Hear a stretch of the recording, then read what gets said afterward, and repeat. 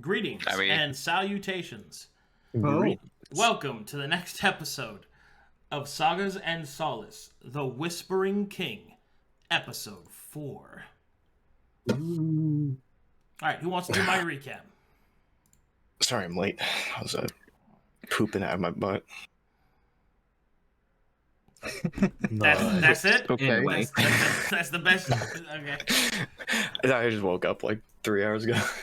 That's what you got. Is that voluntold? Yes. Is that what I heard? Okay, I've been voluntold. Last time, Nara has been thrown into a boat, dragged through these very hot and muggy swamps. We heard some lovely singing. Apparently it's some sort of monster. She hangs the corpses of her dead in trees. Kinda reminds me of a home, but probably a bit more, I don't know if it's supposed to be aesthetic or something. I don't know. It's gross. Either way, this whole place is gross and disgusting. And we're gonna go talk to zombies. So now the gross and disgusting is civil and wants to talk to us. I don't like it here. I'm biting me tongue. I'm trying my best. I hope I don't have to kill anything. I'm probably gonna have to kill everything. I also think that the church is still after us, but we seem to have mostly lost it. Oh yeah, and the gods keep buttoning on us. Now we've met some big black gambling man from across the sea, and he's making deals with Chrome, I think. I just want to be left alone.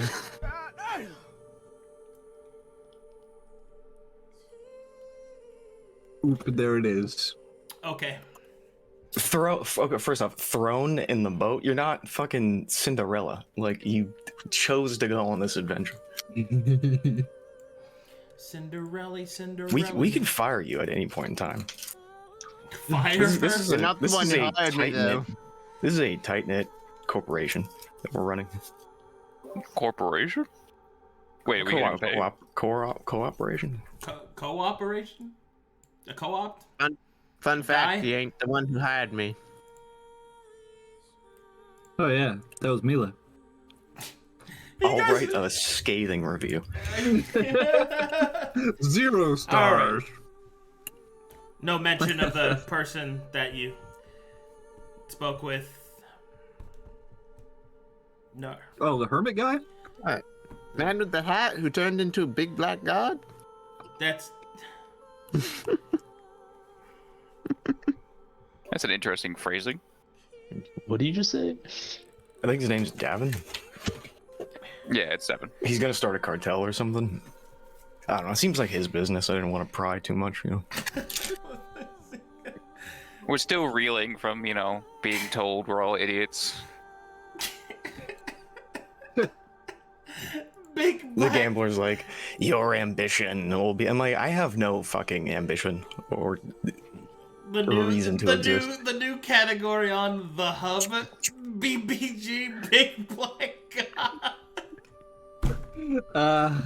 Listen, he was extremely handsome, and then he turned into a god. You're just making it worse. He's moderately handsome. He's not gonna add ourselves. I mean, he was all right. Oh. He's a gambling man. He didn't even have any rocks on him. I mean, come on. Oh God. Got some bones. Anyway. There's one other thing that happened. Pretty important.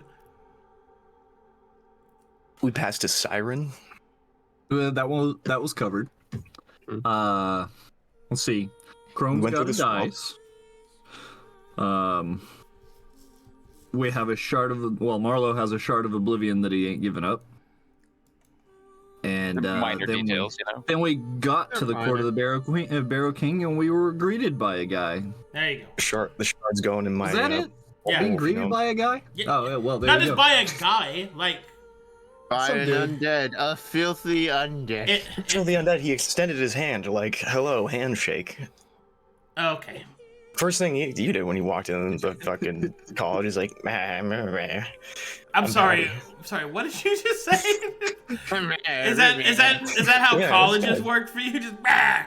Hey, oh man, I don't know when I was going. Bah! perfect? This is Bullshit, man. Perfect You know what I mean? representation of Knarh. It's man, yeah. I Yeah, ain't I've been heard those- practicing. those like this on the wind. No, do you You guys know what I'm like how hard he's been practicing? Yeah. Meow, see? Meow, meow. You gotta give them what they need, see? Knarh's gonna start talking like one of them. Yeah. You gotta start killing people with their own heads. Yeah, get them. And then I walk in and I start blasting. All right. Gotta start snapping. Okay, so obviously you have now entered the court of the Barrow King. I guess the first things we're gonna do, since the guard offered his hand to you, in order to shake it, will introduce himself as Captain Lairn. I'll type that out now. Captain Laren, well met. We're from the College of Sagas, seeking court with the Barrow King. Mortal seeking court of the Barrow King. Do you have any sort of identification? Yes, as well as a letter of recommendation of sorts. Marlowe will pull out the diplomatic immunity as well as the Toad King sigil. Well, he'll look at the diplomatic immunity, and then he'll look at the Toad King's sigil. A powerful fey to sequester you entrance into my lord's court. Still, despite your impressive backing, I am afraid I cannot simply let you walk into the royal grounds. But if it would not be inconvenient for you to wait a time, I will beseech the king on your behalf, and perhaps a representative can be provided to see what it is that you wish to discuss. Is that amenable? That is, and deeply appreciated as well. Very well. It will take us some time to gather appropriate preparations in order to speak to representatives of the Bard's College. Please follow me. With that, you'll see that the captain and several other strange figures will start to walk out of the swampy trees, and you will be led to an old abandoned watchtower where you are escorted to the top of. You will find that there is food and drink. There is accommodations here. We do not know how long it will take for our patrols to return. It may take more than a day, but no longer than that, I assure you. But still, please be as comfortable as you can. I will return shortly with word from my lord. Much appreciated. Thanks again, Captain Laren. Alrighty. Would Gruul would like to speak up for a moment? Just a small piece of warning, not to cause that too much alarm, but we were being pursued by the church along our way. Perhaps make sure your patrols are aware. You do not have to fear the church here, my friend. Their pallid laws cannot touch you, not under the guise and gaze of the Barrow King. No, as well as detected one of yours leaving the city sometime, and while they were a day ahead of us, our travels were much more swift. I hope they're okay. The captain will raise an eyebrow at that statement, but will say nothing else. Okay. Does he seem like to not believe Gruul, or? He is stony-faced. He does not Locks reveal eyes. anything. Nah, he's just trying to stay earnest and not one question. Okay.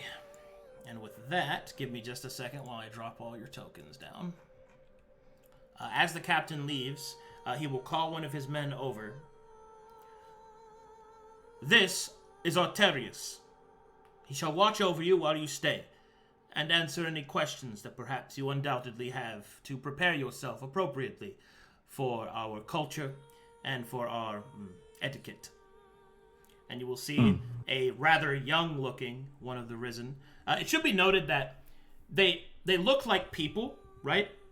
Like almost exactly, but there is a slight cracking to their skin that is almost imperceptible, but noticeable if you know to look for it.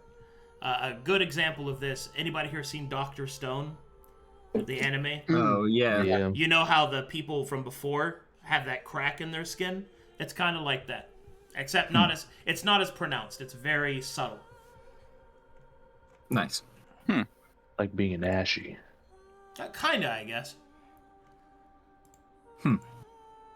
Although it'd be a little bit more symmetrical than that, I think. It doesn't matter. You guys get what I'm saying. Cracked porcelain doll kind of aesthetic. Yeah, basically. All right, let me load you guys in real quick to this map. Let me drop everybody down, make sure all their tokens are proper, so I don't have any people complaining. And... Oh, good. I was about to. Good. I wanted to complain. All right, let me know you guys are loaded. By the way, tell me how quickly everything's loading, because we made a bunch of updates, so it should be loading way faster. Oh, that was super quick. Yeah, that was super quick. Woohoo! Also, I want to test this out to make sure it's all the same. I'm going to announce a music switch, and I want you to tell me how long before it loads up for you, because this is also supposed to be loading near instantaneous, but I want to test it out to make sure that it's really doing it that way. So, switching music in 3, 2, 1. Let me know when it switches for you. Old music stopped, and... Waiting. Silence. What? There it is. Hold on, let me play something not quite so slow. All right. Oh. Let me play something that's like instant. 3, 2, 1, switch. Muted. And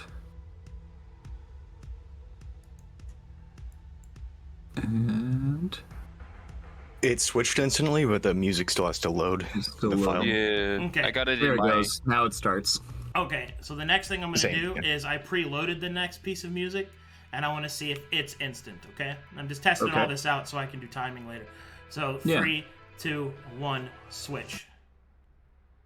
Instant. Good. There it is. Instantaneous with preload? Okay. Excellent. We don't need that, though. Very cool. All right, good. I don't know what happened, but there was a giant old Knarh on my screen. I finally found something to complain about. My token's old. Yes, yes. Perfect. Token. You could delete this the Marlowe token. Oh my goodness. Gruul, First time don't look outside. Dude. Don't look through that window. Don't do it. What about? Oh no, there's nothing. Are you? No, I'm joking. There's something there's something you'll think is really cool outside this window, but you know. He doesn't actually like ballistas. That was a euphemism. You sure? I mean, no, it's not. I'm assuming there's probably some people outside who wouldn't appreciate me touching that, so I think I'll go ask. You know, make sure. What the fuck, dude? Okay, and so everybody's loaded in. Everything's good. Yeah. All right. Good. All right. Let me load this NPC in, and then we can do some role play. Give me just a second.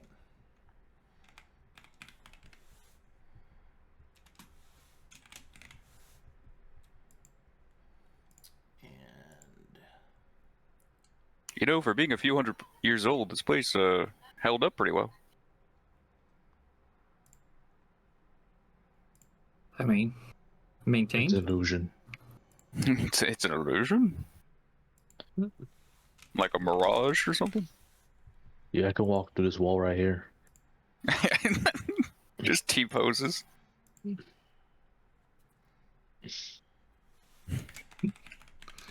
Well, wait, I can walk through you. Are you an illusion? man, you guys don't do good with dead air, do you? No. Like, just, weird. it's okay. I'm floating something. It's gonna be all right. We're okay. It'll be right. All of us panicking Jesus in the dead air, Christ, dude. flailing around. Dead air. Well, Better yell. Better do something. I'll just tell another story, you know. Oh, Are any of us anything real? But that. Do we even exist? I would take fucking Luke's ridiculous, over-exaggerated, but not 100% untrue stories of the shit that he's doing. Wait, really? I have like 100 of those. Apparently. No one's telling you to stop. Really? Because I'd be a problem. All of Knarh's stories are like German fairy tales. They are horrible. The kids die and the witch wins in the end. Yeah. In this case, it's usually a zombie, but yeah. So back in Majantal, I had like 50 kilos of Lebanese hash. I moved that shit. What's Lebanese? What's that? It's a Best you don't ask.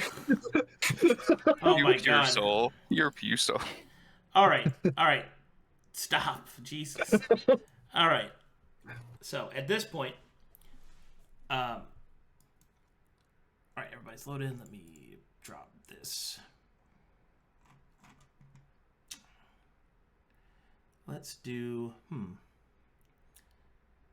gonna do this song because I really like it.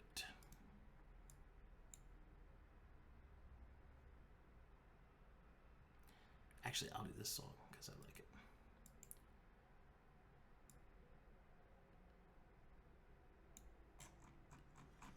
Oh, did Korka join us, or did he head back? He did not go any further. Okay.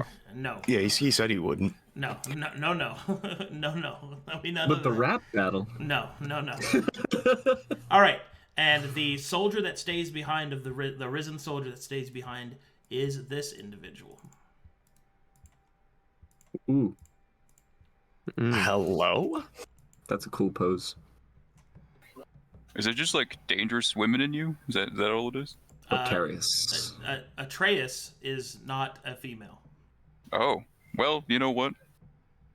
Boy. I'm not sure if that makes a difference. We'll work on that. Okay, I don't like that at all. Anyway, as everyone is all right, as everybody is kind of led into this abandoned tower, Atreus stands basically at ease, hands behind their back, watching you carefully but making no other hostile movements.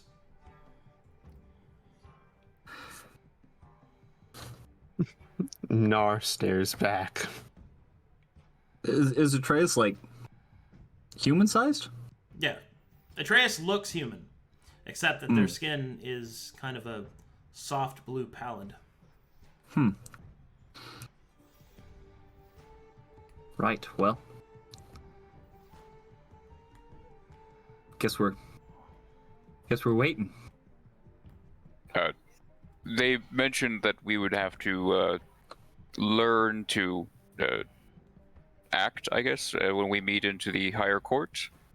Do you happen to know any of these, perhaps for future purposes?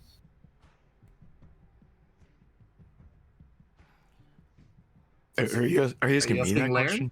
Yeah, I'm asking them. I'm trying to start up a conversation. Because At this your point- name's Atreus, right? At this point, Yeah. realizing that you are speaking to them, Atreus will raise an eyebrow and will say, "Normally, it is customary that you would state the name of the person or make a clear line of inquiry when speaking a question. Yes, I am here to help you be informed of our etiquettes, our cultures, and our courtesies, so that you do not embarrass yourselves on the diplomatic stage. You get to make your mistakes with me, essentially." Oh, Ah. thank you. So Atreus, you will be role-playing the Barrow King effectively. And we're... Oh my gosh, we're gonna die. She will. Right. The Atreus will close their eyes and kind of recover from that level of just ineptitude. And then they will say, I suppose that's one way to look at it, yes. Marlowe, can you save us in these dire moments? Yeah, Save you from what? I'm pretty much following into court. Marlowe, you're the talker, right? What would you say as we're walking into court? Say what we came here to say. Speak the truth, I guess. I mean, that's easy enough, but how would you address a lord of such stature? He's not a lord, he's a king. Right. Highness, typically. Generally speaking, when speaking to any royalty, your majesty is contemporary. Highness is for those of a lower station than king or queen. But the Barrow King will also, I suppose, he will accept such things as my general. He will also accept my king. He is many things, but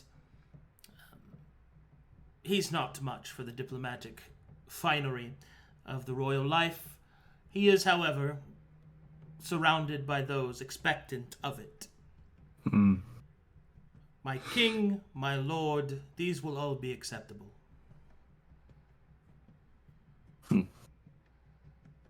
So enough reference to impress the local nobility. That's good.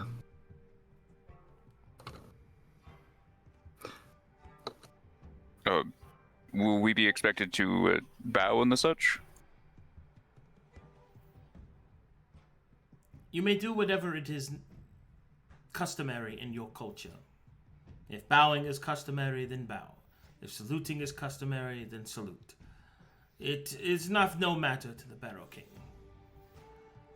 No, that's good. I guess a good question would be, is there anything explicitly to not do? Would be a faux pas or something that would unintentionally offend him. Like something not obvious, though, you know? Like, certainly not set his curtains on fire, but something that we should watch out for? I was specific. I'm just saying, that was the first thing that came to mind as something obvious that we shouldn't do. My suggestion would be that you do not interrupt him ever. Ooh. Marlowe will glance over at Knarh and then glance back. Knarh is just silently staring at... Other than that, as long as your speech is cordial, I believe you will find him to be quite amenable and agreeable. I will warn you, however, he is a shrewd negotiator.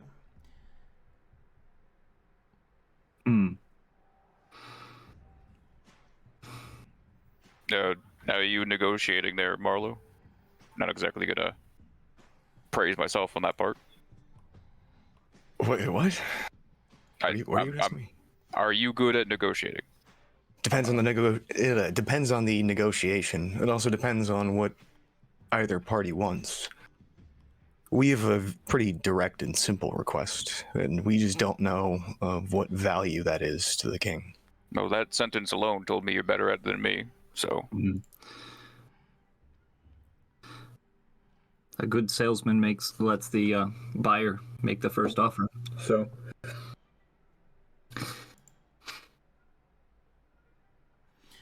Everybody make me insight checks at this point. I'm inciting? I'm inciting. I'm doing pretty good. I'm rolling a 1, but I'm re-rolling it because I'm next to a halfling. Yes. Nice. Staring holes into their skull. So, you notice something a little strange. The demeanor of Atreus changes. Kind of shifts back and forth. throughout the passing of time here. You notice at one point they favor one leg over the other. You notice another that their hand rests on their hip, and other times that their arms are crossed. But the entire time, they are watching you carefully, studying every movement, listening to every word. It becomes clear they are here to answer questions for you, but it also seems clear that they are learning about you as well. Mm-hmm.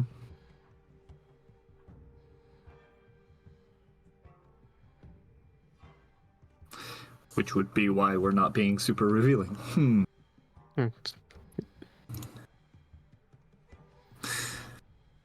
Well, how often do you guys get visitors to the court of the Barrow King? Visitors are infrequent, but not so rare as we do not have the capacity to treat them. Well, I heard it. Somebody got a message. Somebody got a text message. Aha. Who's texting during my D&D game? Did you just look around? Slap Breakfast's phone out of his hands. Breakfast, stop. The timing on that was so good. You just look back and forth real quick. No. What's going on? So, infrequent visitors.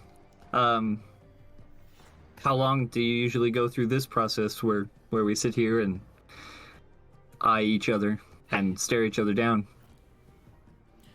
Interesting that you would see that as what this process is. We are here so that you are within the safety of the walls of my king's court. As you said, you are being pursued, yes? Agreed. It takes time for such preparations to be made. My king is quite busy, and you did not send proper word ahead of time. Granted, you most likely did not know how, which is why this indiscretion is forgiven. And that is very courteous, and we appreciate this. But while I already understand that, I think, my question was how long the process tends to take. Just on average. It is as Captain Laren told you. About a day. Okay. Not too bad. I guess a more personal question. He seemed to be aware, I guess, of the Toad King as a powerful fae. Are you all aware of more of them in the area? Or in general, I guess? The Barrow King's court is aware of many of the powerful rulers of Corvinus. Whether they be human or not is irrelevant to him. We are not so blind as the church is. Be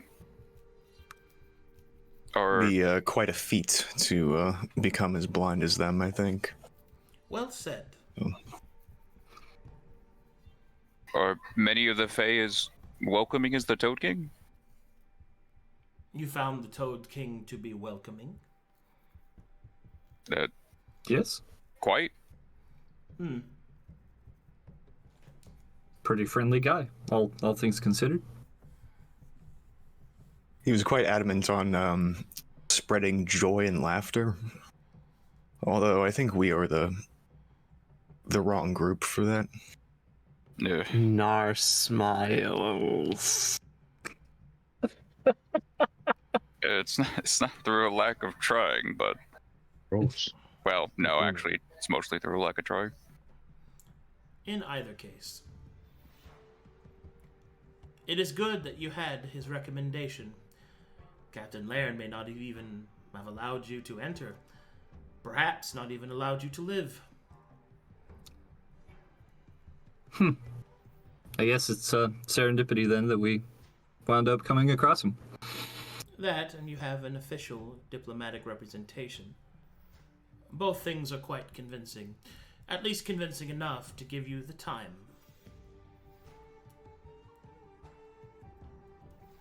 Yeah. Yeah, hopefully we... Sorry, go ahead, Gruul. Well, the Toad King seemed to be convinced that his recommendation would be needed. Yes, well, most royals would like them to be needed.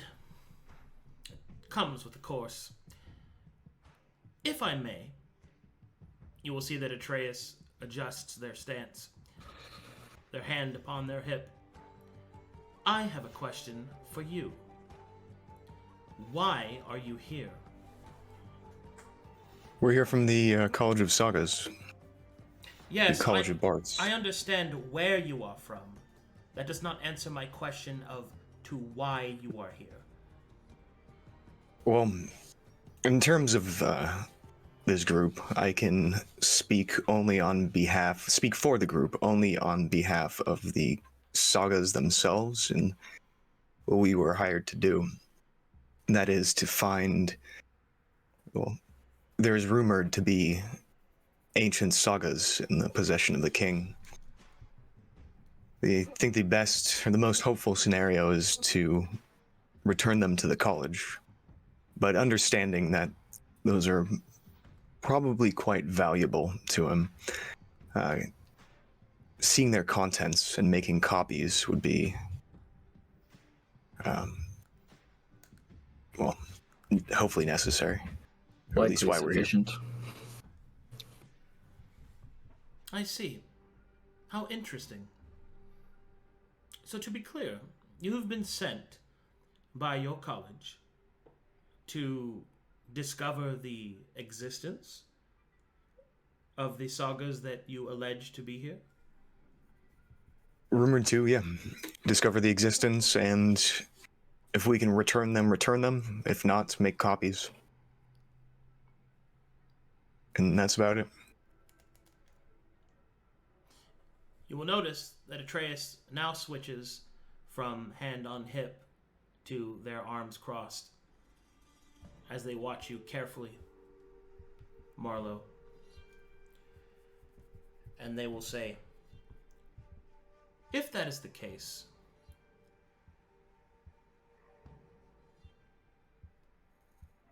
what are you prepared to offer? Surely the college does not expect such a thing to be given freely.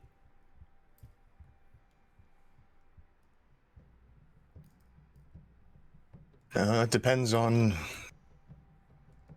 what he could possibly want. A fair answer, and one I cannot answer. Still, it is good to know. You said you were being hunted by the church. Why? I am mainly the reason for that. I cast magic in an inn, and I think I alerted the local constable. He was resuscitating the drunkard of our driver, and in doing so, alerted the church. Are you saying that you used magic to perform a medical procedure to save an ally and friend, and now you are being hunted for it? Wouldn't be the first time. Preposterous. Absolutely Yeah. Preposterous.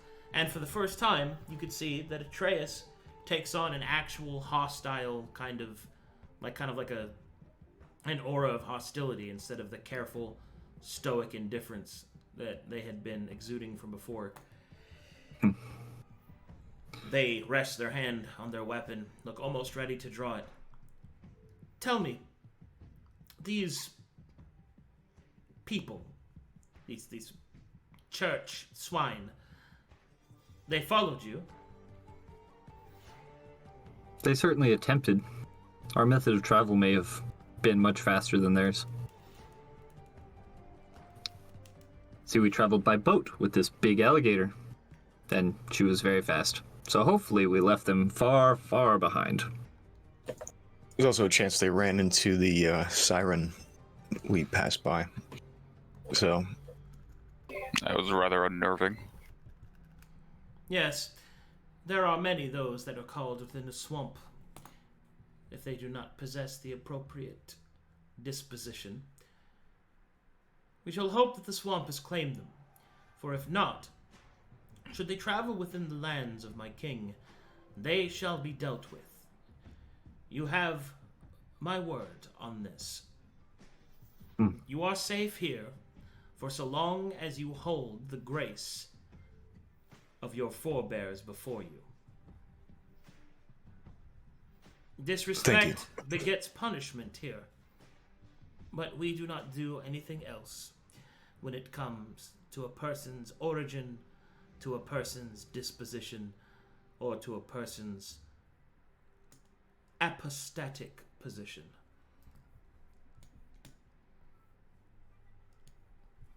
Huh. Damn, that was a fucking sick word, right? Apostatic. Knarh squints at that, just keeps silently staring.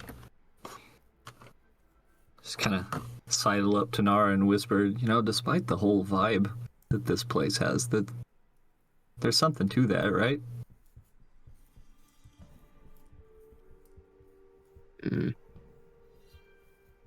Sorry. I'll just stand over here.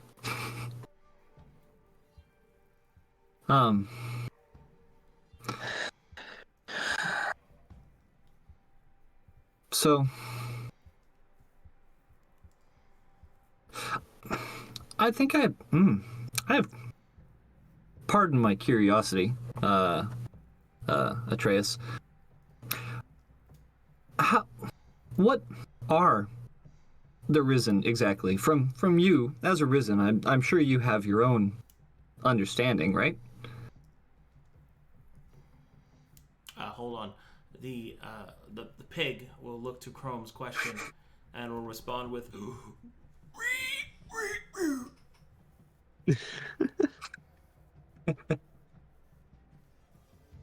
Okay. And to your question, Telry, Atreus will answer. The Risen are my people. The Risen are the people from the past. People once more given life. That is, I'm afraid, all I can say on the matter. Oh. Okay, well, it's something. I'm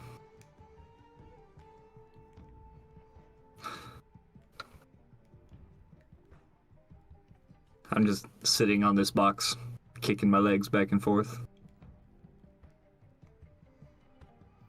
I suggest you suspend any prejudices you might have, especially towards a people that you've never met and perhaps only have presuppositions about in your mind due to what you think they're similar to, at least for the next few days.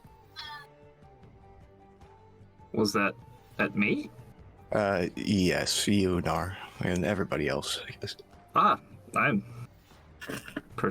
Seems like a person to me. They present themselves as warriors and lords, and we should treat them as such till they prove otherwise.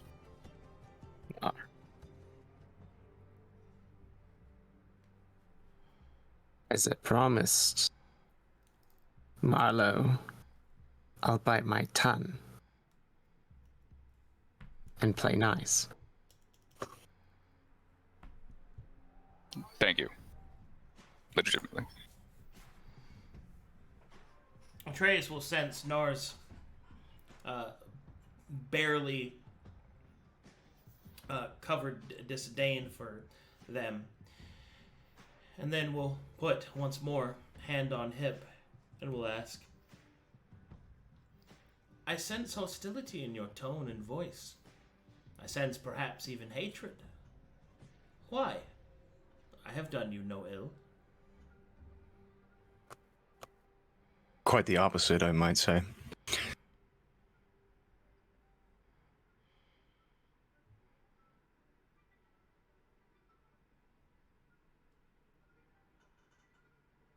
Legend, are you talking?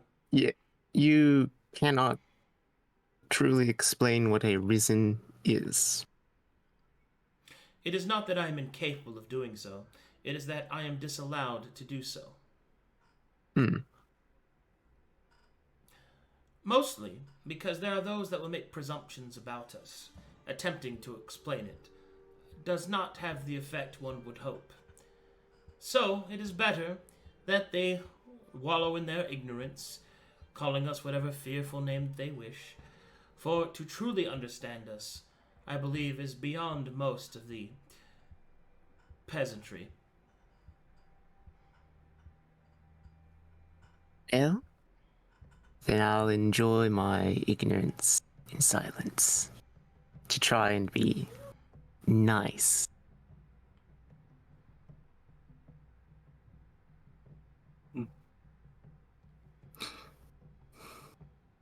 Anyways, you don't mind if I stretch my legs, walk around the area? You can if you wish. I do not suggest that you exit the tower, however. No, I'm just gonna walk in the tower. Go on. Then. Sitting in a boat is too long. Mind if I come with Chrome? Sure. Cool. Okay, Can we smoke in here? of course. Alright, well, if you guys don't have any more questions for it, I can just move time forward.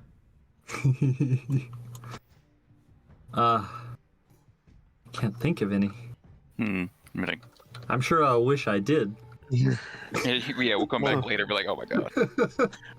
I'm open to more questions from you if you have any of me. In terms of business and interest, I think we're here for mostly business. I will admit that I have some curiosity, but that will be better to be explained later, I feel. Meanwhile, back in the other parts of the tower, Chrome tries to ignore his urge to bandit everything. I'm just window shopping. Chrome just window shopping. Peeking around. Why would you buy windows? You don't even have a house. Do you feel proud of that one? Yeah, way more than I should. Alright, I'm gonna move time forward now. Okay, am I allowed to use the ballista? Target practice. Alright, eventually, Oh. soldiers begin to approach the tower.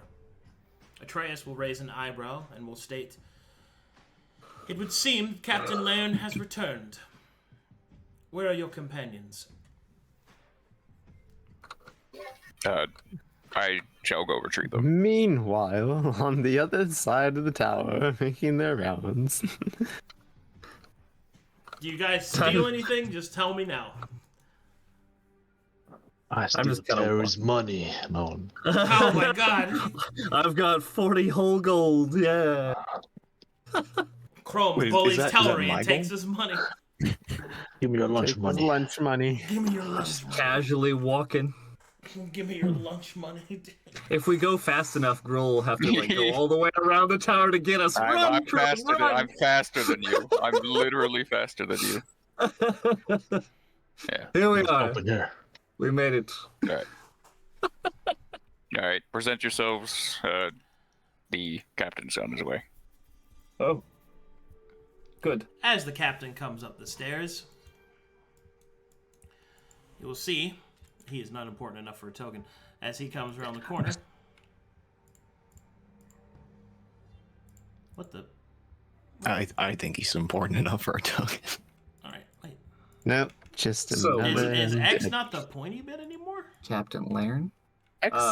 Oh no, that's not what? working anymore. Oh. Oh no, we have no pointer. How do I point now? It was a module. I guess there's T. There's Y. Why? No. Oh god, that's not nearly as good. Pointers and pings module on. Okay, well. Alright. My pointer touched your pointer. Oh my god. You know, are we touching pointers over here? Giggle. Okay. Huh. It's been deactivated. Weird. So at this point, Captain Lair comes around the corner and will look out towards each of you, and then we'll turn towards Atreus, and then we'll give a salute. Perimeter check complete, my lord. Anything else that you require? No, dear Captain. I've learned much. Go about your duties. Atreus will then turn to look at each of you. Everyone, make me an insight check. Everyone. Oh boy. Ahaha, I can't do that. Aha! Roll it again. 0. 0. I rolled a 0. You can Is he tell. the Barrow King? You can tell that the captain has been looking at this individual in the room with far more respect than a lowly soldier should have. And then, with a dawning realization from being called my lord, you see that it seems that Atreus, whoever they are, is more than a lowly soldier. Upon seeing the dimming realizations on your faces, Atreus will then kind of shift their demeanor once more.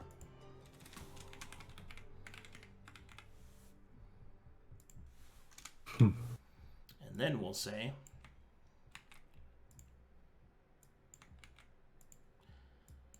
well, I suppose the truth would have to come out eventually. I am no lonely soldier. I am insect to my lord father, Atreus Ven Trueheart. Your Lord Father. Yes, I am the inset to the Barrow King. Above board, Telry, salute. inset is the term for prince or princeling for a non-binary character. Mm-hmm. Oh. Oh, Telry will bow. That Marlowe will bow as well. Gruul thump a fist to above his heart. I hope you understand, my lord, that we appreciate the time you spent with us. That you were given a rare opportunity to learn of my dear father and of our courtesies, of our etiquettes, and you have chosen to learn very little. Therefore, this leads me to believe that you are not true representatives of the Bard's College. For truly you would have checked your histories and known that access to such knowledge is indeed quite rare and definitely, perhaps, not completely and accurately recorded. I would expect any true bard nor bardic companions to be quite athirst for such knowledge. Your lack of, well, apparent ambition in your own appendix... I grow ahead of myself. I do not mean to make assumptions, but you are not acting like bards. So, please tell me why you are here, and be truthful. We were being truthful. And they will raise their eyebrow as they do not detect any deception from you whatsoever. In terms of the lack of enthusiasm, I can't really speak on behalf of the group, but in terms of myself, that we are here on the basis of a rumor. To be overly enthusiastic about something that we don't know exists would be a bit naive, at least in my experience. I've been doing this thing for quite a while. And I would hate to seem unenthusiastic, but much of our travels have weighed heavily on us. You mistake my term of enthusiasm for professionalism. I would think that a harbinger of knowledge would seek to have it when offered it. Indeed, you said that you were here for the sagas that my lord father possesses. If that was the case, I shall tell you that the sagas are not to be given to you. You mentioned that you would make a copy, but how am I to believe that you would make an accurate copy?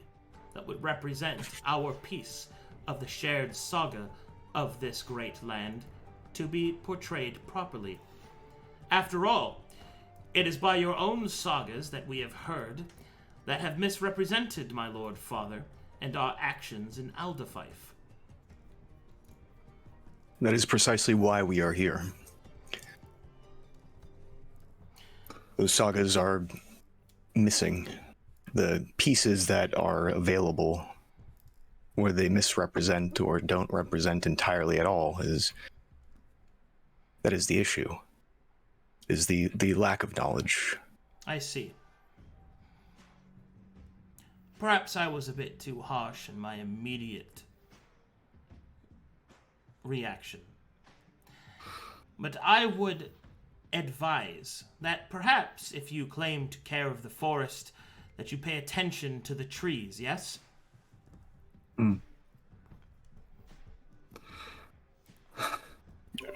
Apologies, my lord. It has been a difficult trek. And I believe many of our heads have been elsewhere. All right. At this point, you can see that the kind of crossed arms shifts once more to a hand on hip. Everyone make an insight check at this point. All these glorious insight checks. There we go. With an 18 and a 20, Knarh and Gruul, as you've been watching this individual and notice that they are shifting back and forth from two different sort of resting stances, at first you thought perhaps it was restlessness or nervousness or perhaps even excitement, but now you think it's something else entirely. It seems almost as if these two stances, these two idling sort of maneuvers, tell you that it's almost as if two people are standing in front of you, and you see glimpses of each one.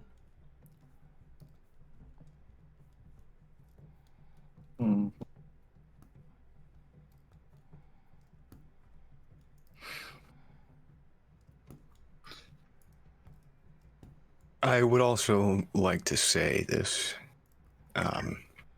In terms of my personal concern, the contents, the narrative and story described by your people's history, that in effect is that doesn't matter or sway me very much. It's simply the fact that it in its accuracy is preserved. And this is not simply for the College of Sagas or even your people, but for the people of Corvinus as a whole moving forward. I act as an agent to protect history itself. It doesn't matter how I feel about it. And you will see that the stance shifts once more to hand on hip. If that is the case, then perhaps you are willing to put actions to your words, yes? I believe I have, and I will continue to do so. Is there something that you had in mind? Indeed. I will tell you this. Although I am not impressed, I also do not see any reason not to believe you. I therefore have to take what you are saying to heart, that you truly mean what you say. And if you truly mean what you say, then there is a mutually beneficial arrangement that could be made. I can make no guarantee that my Lord Father will allow you the access, nor even the privileges that you have so boldly and audaciously asked for, but I can at least procure you an audience with him. However, in exchange, you must prove yourself to be this agent of preservation as you claim to be. Therefore, I have a task for you. A task that is perilous, and no doubt may see your lives taken. Should you succeed, however, well, perhaps you will find yourself standing before the Barrow King himself. Does that sound amenable? It does, Depends my on the lord. task. Does it? I like to think so.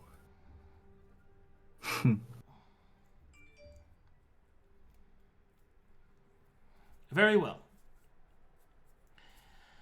As you may or may not be aware, as she will walk over here and he will put down a map on the table, spreading it out.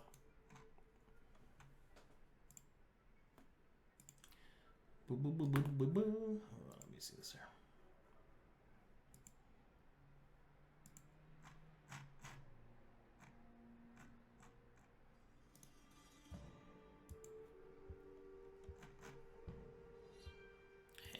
And loading you guys in. This should be instant. Mm-hmm. Yep. Awesome. Yeah. Now Oh you wow. know. Yeah. Just swap. No load bar. None. Awesome. I got stuck with a load bar. Just for a second. But here we are. All right, there is a map, and here. Oh fuck! I have to use. No, why? Okay. Why? All right, so you guys are just like in a watchtower leading up to the Core of the Barrel King. Mm-hmm. Mm-hmm.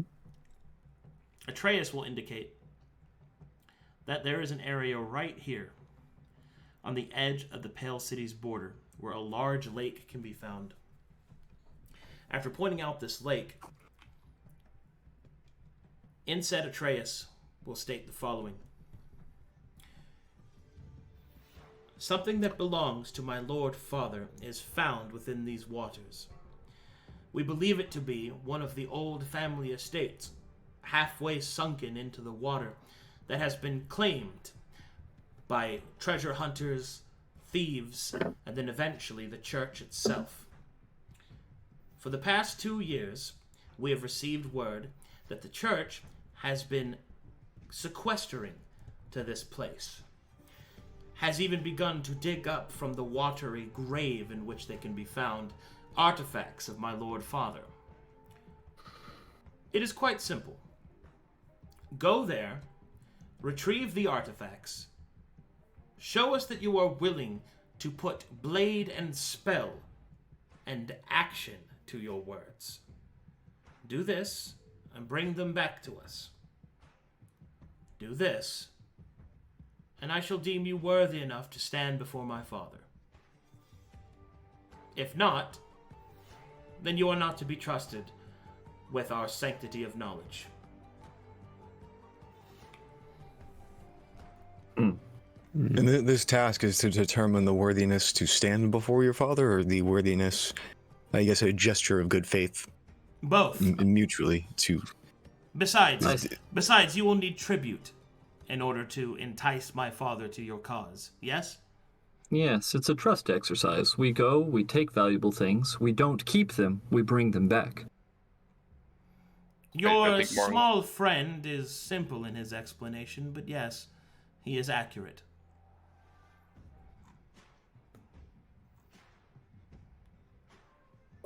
Doesn't sound too difficult. Any opposed? Bit of travel. And it's quite a ways. We don't have Corca anymore. Or maybe. Do Is he not waiting fear. out for us? You shall be provided with transport. This is the least that can be done. Kind of transport. I presume you know how to row a boat? Sorry, he's easily excitable about such things. Sorry, my doorbell rang. 1 second. Oh, go ahead, buddy. Get him. But yeah, we should be able to handle a boat. Mm-hmm. When do we leave? I mean, on the boat. You have not... What? He's gone right now. Hold on. Let He's me... gone. We gotta wait for Marlowe. Marlowe. Snapping our fingers in front of his face. Hello. The Microsoft loading bar in front of him. Boom, boom, boom, boom, boom. I can't believe he just blue screened.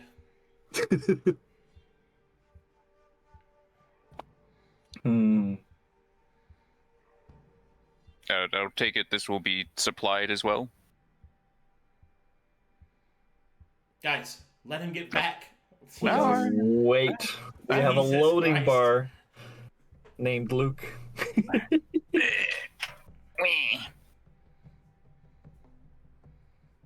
I'm impatient. I want to shoot the church. Speaking of, you guys see how sick this art is? I just found Yeah. it. It's today. very cool. I hope you like it, Waymaker. You'll be remaking it soon. Oh, yeah? It looks so cool already, though. Well, yeah, but Sorry, I'm back. I don't know who 150 drew it. pounds of soap drop on the door. I don't know who drew it, so Yeah. But very cool. Hey, I'm always up for doing more art. but yeah. All right, Well, now that you're back, this tribute would be worthy of, at the very least, being able to copy the sagas down. I would at least be willing to make the journey. I can make no guarantee that you will be able to do this. I can only get you before my father, but I can tell you that if you are able to present a piece of his own past to him, he will be far more amenable to what you might propose. And Can I that way, insight that? even if you are turned down, you have still performed a service. Can I insight that previous statement about him bringing forth a piece of his own history? Sure. Nah. You see no reason why Atreus would lie about that. It was more about inciting if he knew that we had one. Had what? Saga? What? What? I made no indication What? that I know that at Oh, all. Oh, all right. My apologies. I thought it was because we had the sagas, which was attached to him. So I thought it was. No, it's No, because no, we're gonna that- go to the place to dig stuff That up. that has not been revealed in any way, shape, or form. All right. No, my apologies. I didn't know if they were What the some fuck, level. Craig? Where are you? Are you okay, buddy? Like blink No, twice. I'm right here. Blink twice. If you're all right. Spiraling the drain. Are you on All right, something? all right, all right. My bad. My bad. Gruul just. God, thank God he did that out of character. Holy fuck. No. I was just trying to explain my intention. My bad. I got you. I got you. Overstepped. To explain, no, none of that is true. None of that is happening right now. He was just trying to incite himself. Ah, Paranoia is getting to me. I salute. I will do my part to make sure that we get there and back. When do we leave? In terms of his potential distrust in us, in our ability to copy down the sagas accurately, how do you suppose that this would go about swaying him? people are more amenable to requests when they have been given gifts.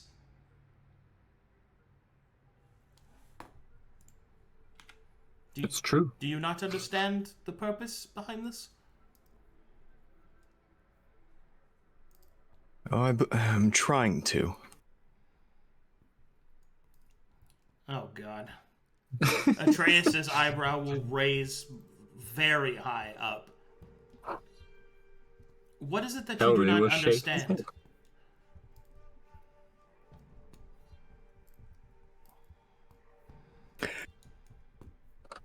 How this task specifically would ease any mistrust you would have in us potentially altering your history.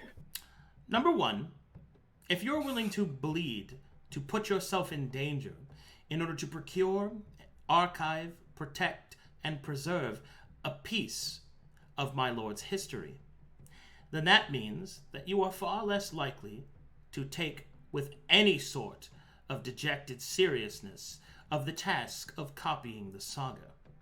In addition to that, it has shown that you have good faith in what you claim to be. I do not know you.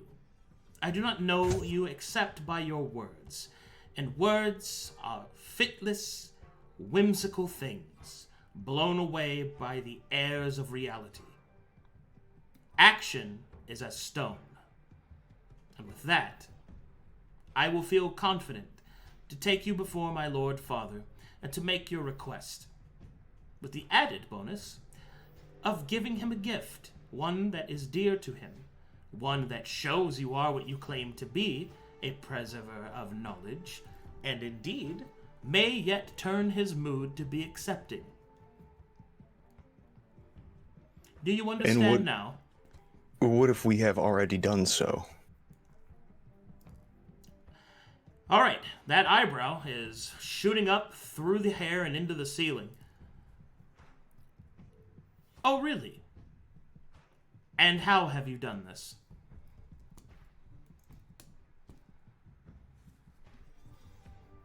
Well, we have already bled for a piece of your people's knowledge, and have a gift to offer. Although that does come at a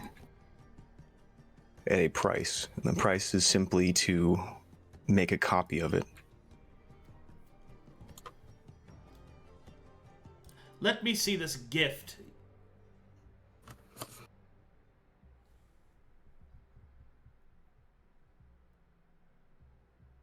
Yeah, fuck. All right. Marlowe will pull out the Saga of Awakening. Wait, what'd you think was gonna happen? What, God. I'm just gonna take your word for it, bro? Mm-hmm. He just takes a deep breath, like, okay. All right. Okay. Okay. Upon presenting an And actual... stance change. I'm not And- handing it out, I'm holding it in my hand. Okay, holding it. The stance will change from hands on hip to crossed arms, and the hand will be extended outward. Let me see it.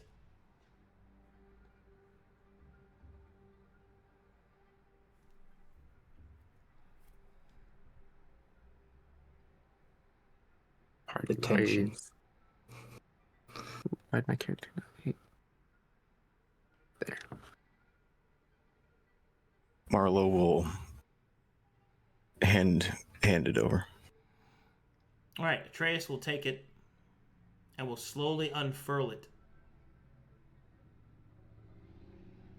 Upon seeing the ancient words, their eyes will scan across it very carefully. You are either the greatest forger that this age has ever seen, or you have uncovered a treasure whose value is beyond what even I could recant. Very well. You will see Atreus close it.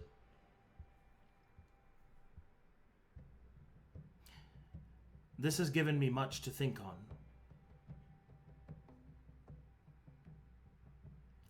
Atreus will hand the saga back. Marlowe will take it and give a slight bow. Say,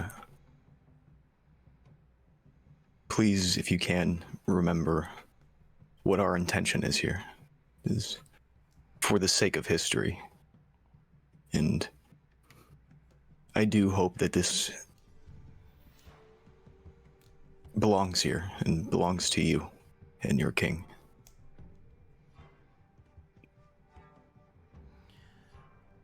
Atreus will look towards Marlowe very carefully, and then will look to each of them that are in the room.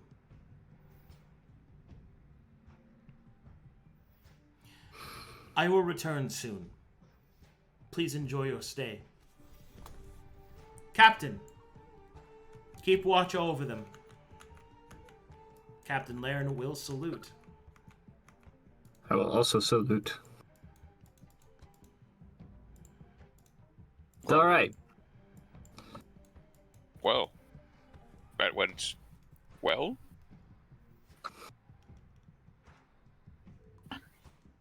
I hope so. It's kind of hard to tell there at the end. And they kind of just opened it, but is that supposed to happen? He's the inset. Maybe that's... Did you read the inscription?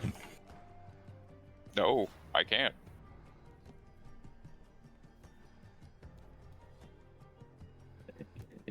I mean, Marlowe by couldn't open. royal hands. Marlowe will gesture. The inset was clearly not lying. Mm-hmm. Although Gruul will whisper to Marlowe, I'm not sure if it was just the instant. I think there was a connection to someone else. What do you mean? When they shifted stances, I believe it was someone else. Oh, yeah. What do you mean, oh yeah?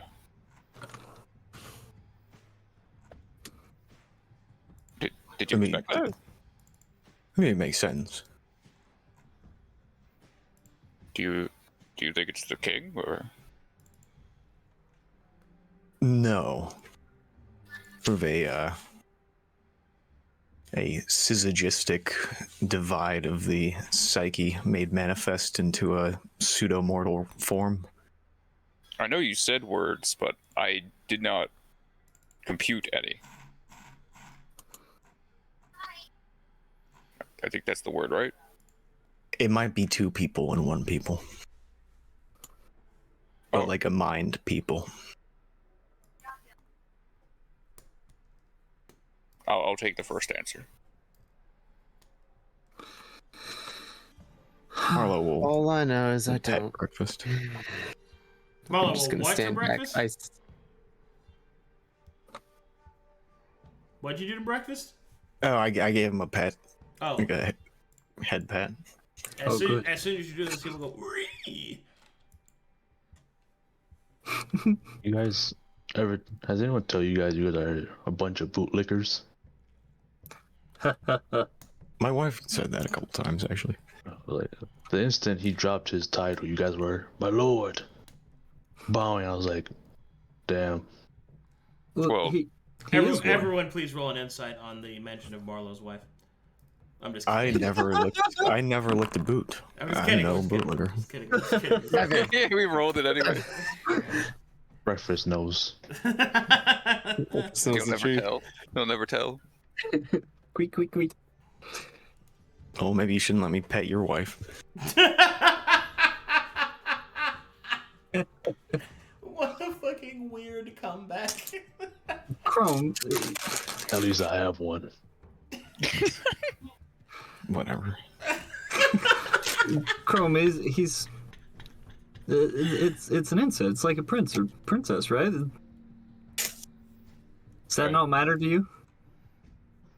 Title's a title. I could be literally a god, but I don't really care about it. Well, the point of this was to be amendable and to gain something from them, and if being amendable is a better way of doing that, then I'm willing to do that. I would rather the scroll end up where it belongs, back in the Barrow King's hands. However, getting a copy of them, all of them, is also of the utmost importance. Anything else doesn't really matter in my eyes.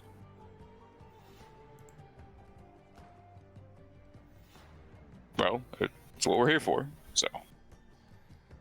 Don't get me Yeah. wrong, Telry. I get it, the sign of respect, but don't gotta overdo it. I mean, Did I overdo it? No, it's just the instant when you dropped his title, everyone was just on his knees. I was wasn't on my knees. I just saluted him. Even the way he said that wasn't like super confident. That's just so fun. Well, He's not saying he wouldn't. He's just saying he wasn't. all I did, Chrome, was show proper respect to a title, which the captain of his own guard was showing him. I didn't show him any further than that. I think we got to work with these people. Is that going to be a problem? No, I just, it felt like it was needed to be said. It's one of those things where, you guys are one of those people. We're not. Yes, Wearing field they're gear. all bootlickers, but that's fine.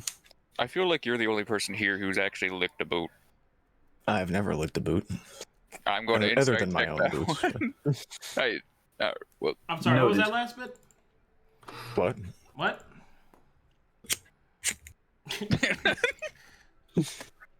Quick, better start smoking. If I start She smoking... said I could indoors. She said I could. That's... I will take that into consideration.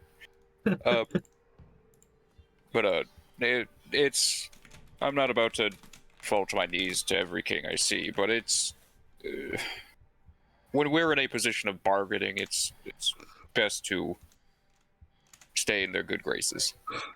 But at the same time, Chrome is right. If we did overdo it, then we'd be seen as weak and not bargaining from a position of power, which, with Marlowe showing that scroll, it seems like we may be, at least to some degree.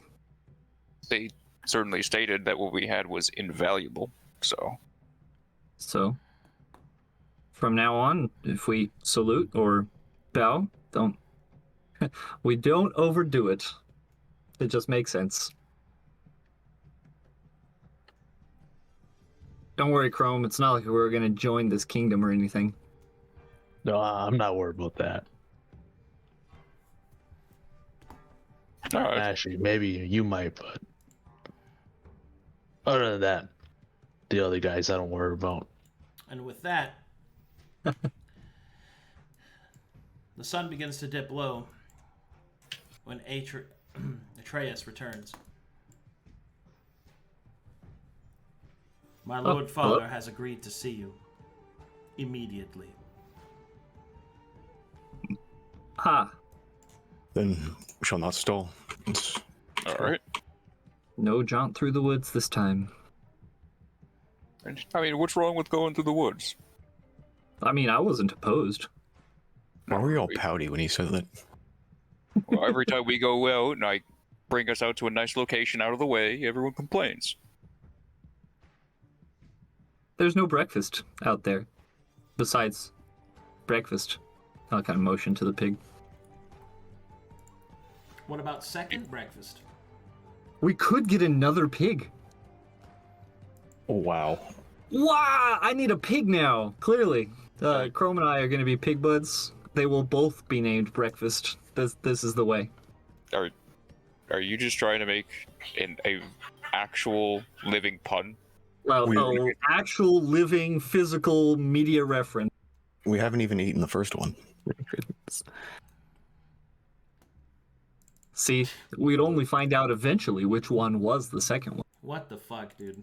Like, You guys never really attempted to do it.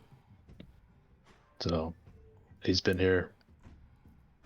But I'm not going to eat your pig, bro. This is a cool pig. We like him. Breakfast is one of the family. Pet. No. That was, I remember that day. That was party rations. And he owes me 750 gold, by the way. That day, but it's been like several months now. dude, that was like so last time. I was like forever ago. Like, you're still tripping on that? Oh, wow. Okay. All right, here we go. Here we go. Holy shit.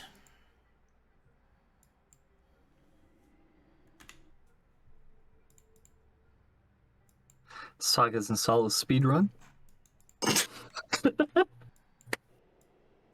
Well, and I was like, man, we're gonna have to do all this. I'm like, we have a saga. Why not just trade in the saga? Simple as that. I was like, I could just say that, and then we just get killed, and then they take the thing. Yes, but these people are the gentlemen's undead. these guys are better than the church? Oh, like, infinitely better than church. But then again, that bar is pretty fucking low. Mm-hmm. Man. No offense. That was better than the church. None taken. That's saying a lot. Is the top of the bar like Toad King or something? No, that guy was weird. Cool, I respect him, but, Oh, then what's the top? Me. Yeah, it's Grove. That is. Grove's the top bar. Dude, Grove for King 2023. the way he said Debatable. that. The way he said that. Dude. Me. Yeah. He's already got his first subject.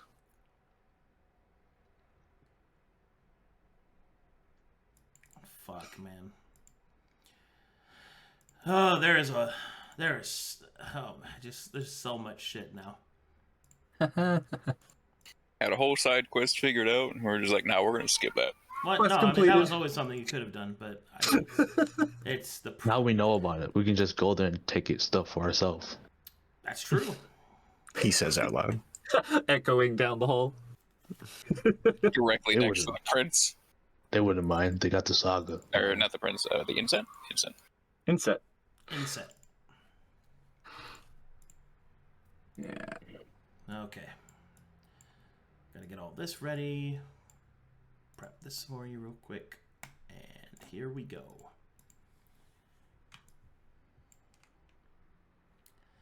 Alright, so you are led towards the inner sanctum of the Barrow King's court. You can see that there are several old, forgotten, kind of twisted effigies of stone towers and broken parapets of walls and all sorts of things like that. It looks as if it was at one point a proper kingdom, filled to the brim with castle, with an inner city and an outer city, perhaps even a city comparable to Aldafife, or maybe more accurately, an extension of the city of Aldafife, one that extended much like the Pale City does. As you basically walk through this overgrown corpse of city ruins, you can see just barely in the distance or on the edges of your vision, there are creatures. All sorts of creatures. You can see that there are beasts kind of rotted and walking, being tended to by other risen. And the risen themselves, you can see moving just beyond your sight. Eventually, however, after a few hours,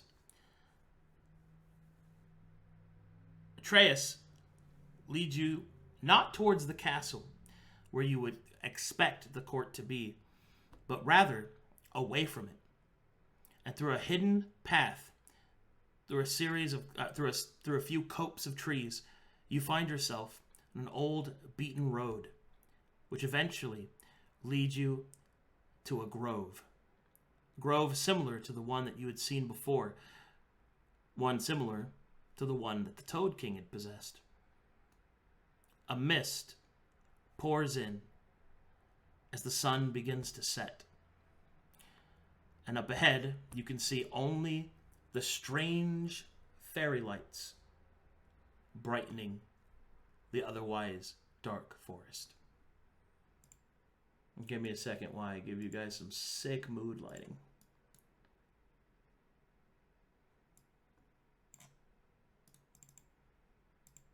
Man, I am a sucker for fairy lights.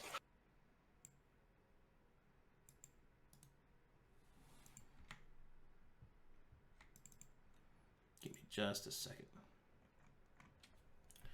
Now let me see if I can actually get this to look like it's supposed to.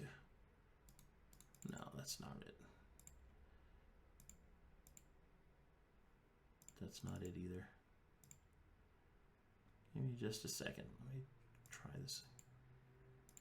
No.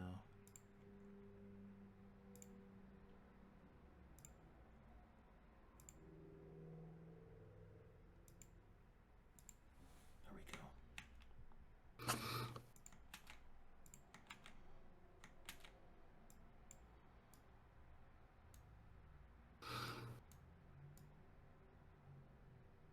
Holy shit, that actually looks amazing. Man, breakfast turned out so cute. I just keep looking at him.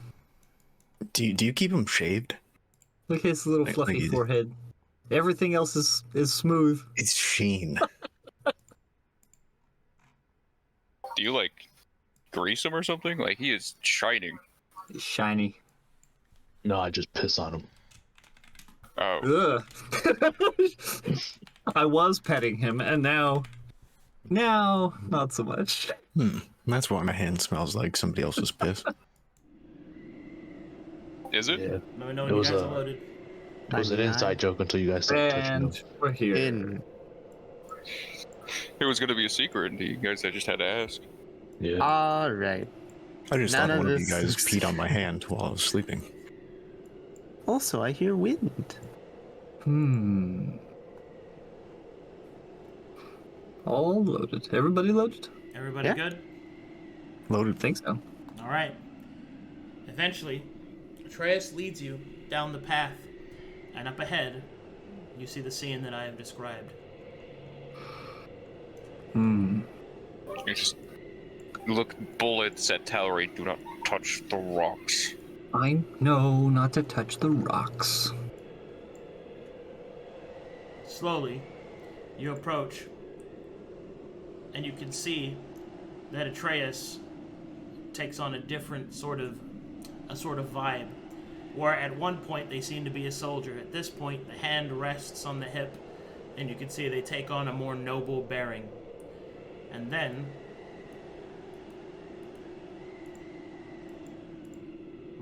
that's odd.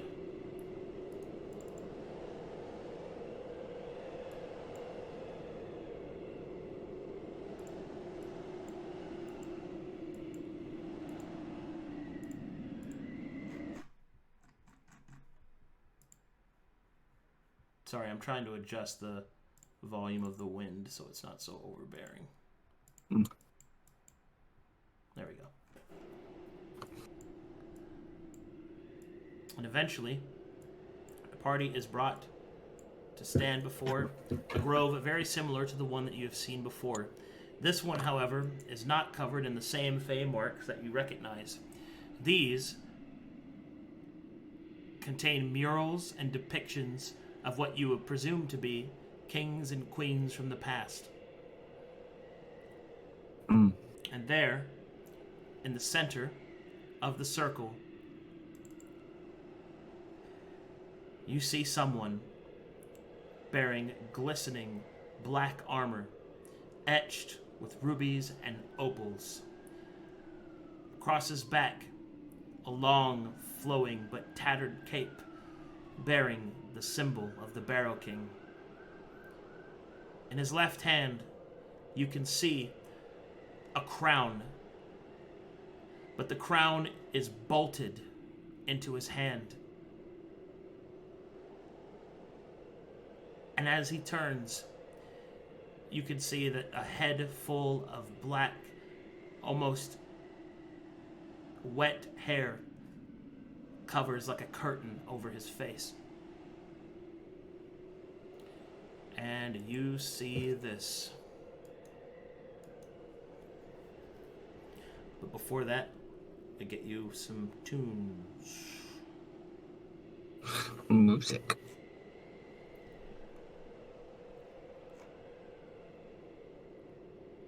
Let's do this.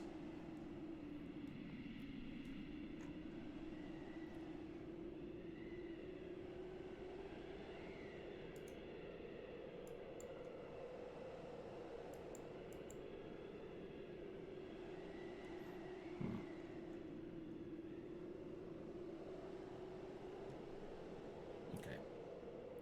For some reason, I can't seem to adjust the sound very well. It's still like way too loud, so I'm just gonna turn it off. Oh. Okay. There. That's better. All right. As you come to the breach, through the fog, you see this.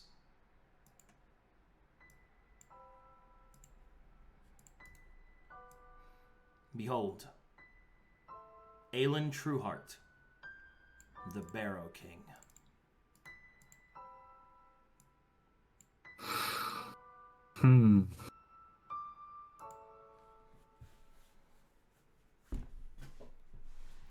And at this point, Atreus will move forward and will kneel, placing their knee upon the ground and prostrating themselves with their hands open, their palms faced towards the sky.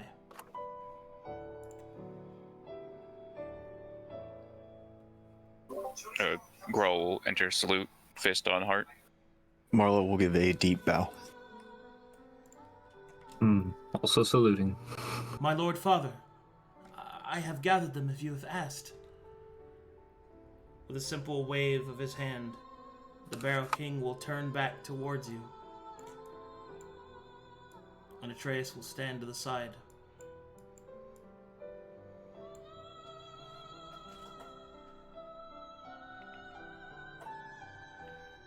And with a raspy,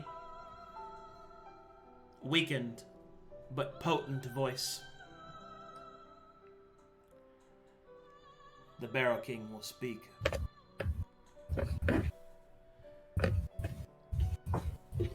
One of you has so much mic, sound. Come on, man. Right in the middle of the good part. Please be careful.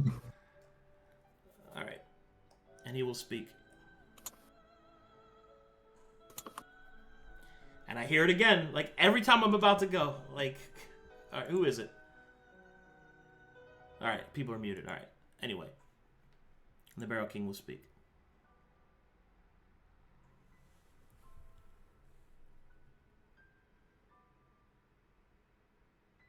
My children have brought you to me.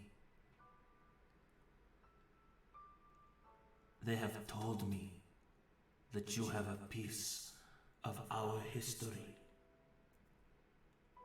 If this is the case, please present it now.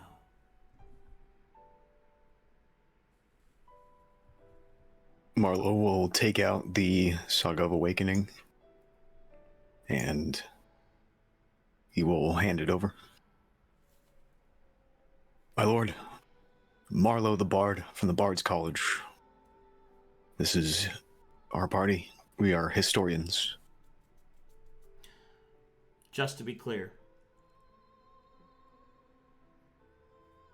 what are you giving him exactly? The Saga of Awakening. Okay.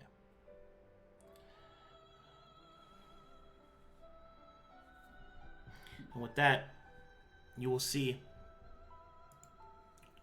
Aelin reach out towards it, gripping it and taking it from your hands. He will hold it in his hands carefully. Since you're so close, Marlowe, make some perception checks for me.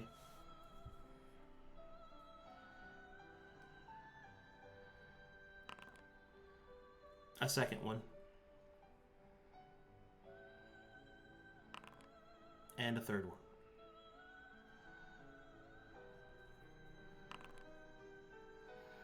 With the first one, you notice that there is almost a thin film of sweat over his brow, although it is not hot outside at all.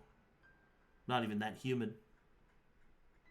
You notice that his armor and clothing smell as if that they have been attempted to have the rankness of them covered.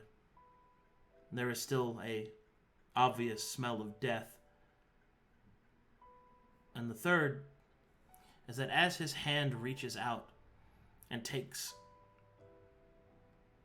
the scroll from you, you notice that he does not move the hand in which the crown is bolted to his wrist and arm.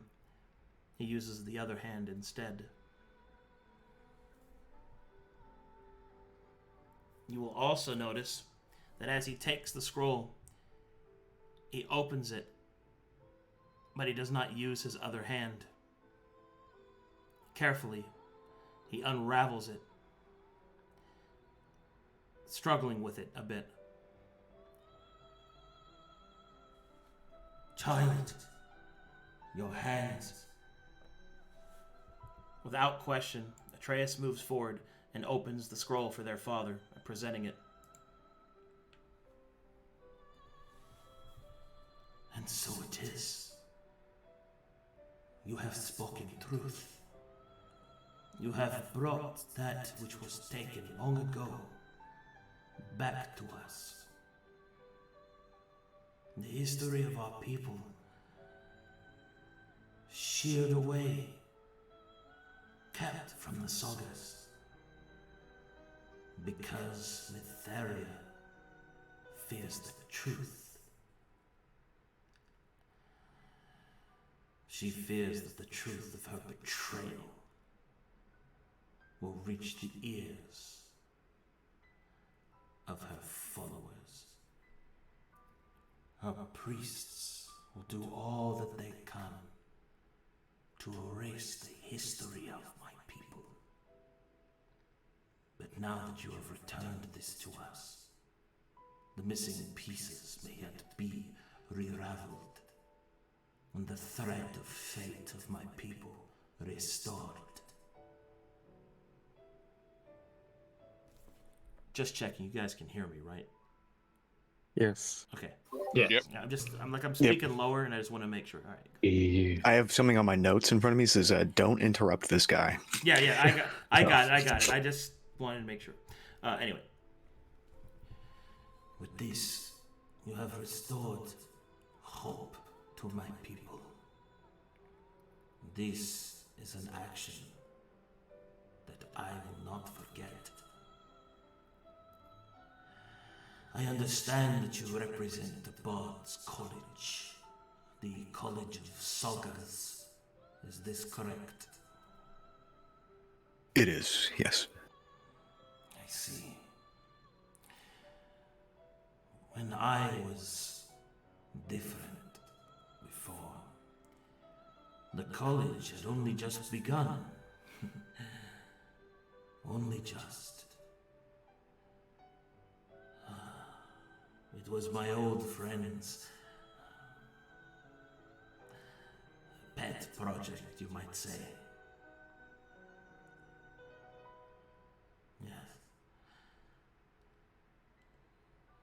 I wonder how he is doing. I heard that he was not taken like the rest of us.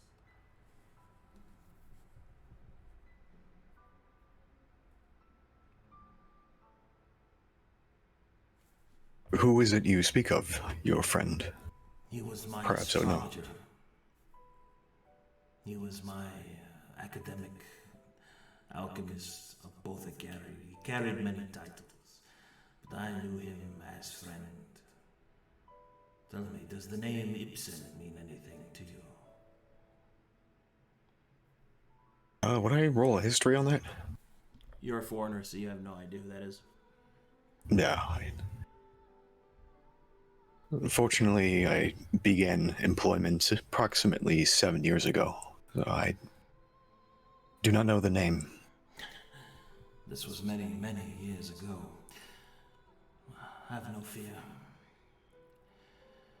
Ibsen was my friend, and I would like to think if he were still alive, he yet still is. In either case,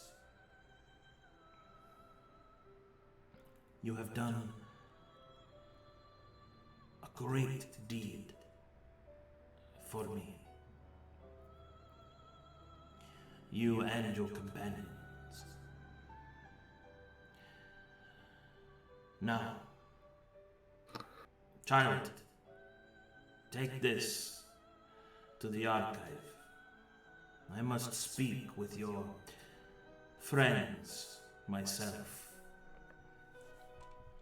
Yes, my lord, father. And wiggle, wiggle, goodbye.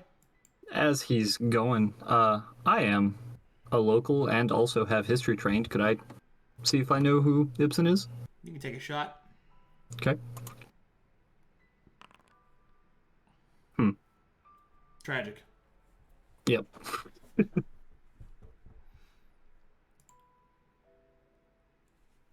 Come forward, all of you. That I might see you better. Yes. I can see it upon you. You carry a great strength. This is good.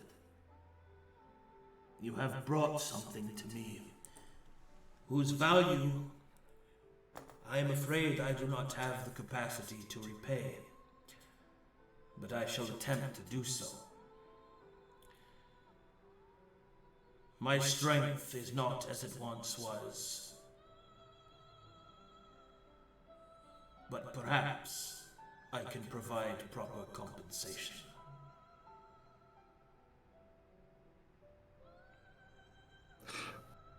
We're not looking for a lot, but a part of our mission is recovering the lost sagas, or at least acquiring a proper copy of them. Is that within the bounds of a proper repayment? Say that again, Telry. Sorry, I broke up there. Sorry, my lord. We're not here for big gains or anything. We're here for sagas. Would copies of the sagas that you may have in your possession be amenable? I am aware of why you are here, but what you have done is beyond the why of you are here. If you wish for copies of the sagas for your records, that can be arranged. But I have something else to offer you instead. If it would interest you. I see. Is my volume low? Like, No, you're good. No, you're coming through. If there's an in chat- effect or something, it's good. All right. We're just in awe. That's all. Well, people in chat are saying it's low. Hold Oh. on. Let me see if I can adjust it here. I mean, I do have you at 200%, so. Hold on. Let me make some adjustments. They're just death. All right. Kidding. Testing. Yes. Yeah. Yeah, come through. And so it is that what I have to offer you is more than your academic assertions. No offense meant to you nor to my colleagues of Ibsen. But I will admit, there are far greater tasks that need done. And you have proven yourselves worthy indeed with what you have given to me. And I, as a true heart, will leave nothing that is done for me unpaid. If you so wish it, you may join my court. And not as courtiers, but as knights. And together, we will crush the church beneath their lies. We shall see their false light shattered. And we shall see the glory of Aldafife restored once more. Everyone make me an insight check.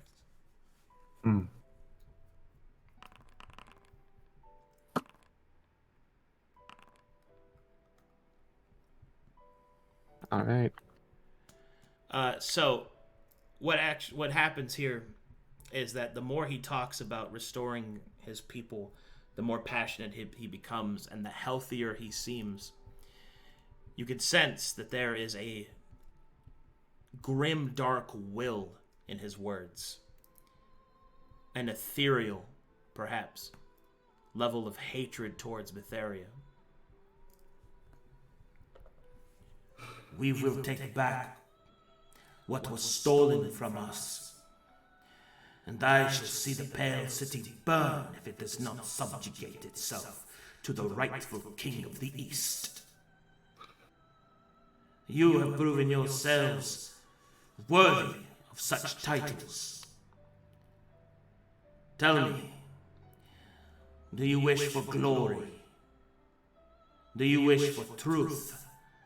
Do you wish to stand above from whence you were, and to assist me in restoring the rightful peace to this land?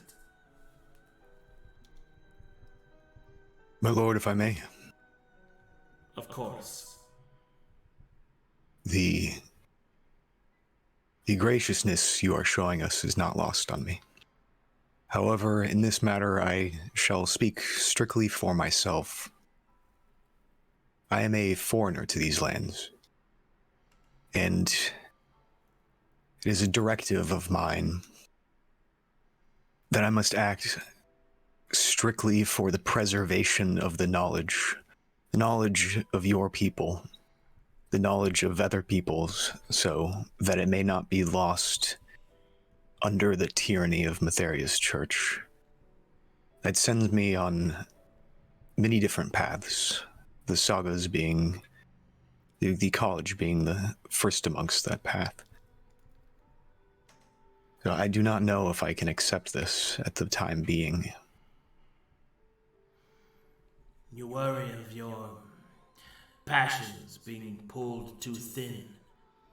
I assure you, I understand that you will hold your fealty to what you believe is right. That is why I do not ask that you give your fealty to me, not as my others would, but that you act as agents for the true king of the East. And surely you must agree that Matheria will destroy more knowledge than you could hope to save without her destruction. How many of her kind, as he gestures towards Knarh, must suffer their stories snuffed out before the first chapter is written? Surely you must see that our paths are the same, and if there should come a time that you believe they are not, I do not punish those who follow their own path. You will not be punished. Quite the opposite. Wherever it is that you wish to go, you shall take my blessing with you, for as far as it will carry you.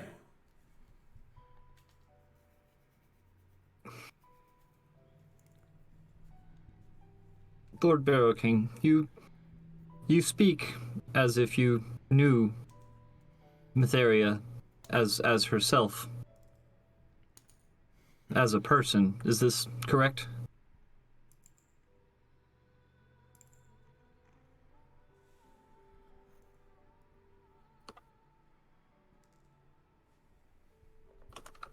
A long pause will come over the Barrow King.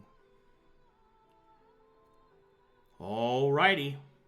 Make me a persuasion check. Aha. Ooh, that's pretty good. Alright, Telry. Make me...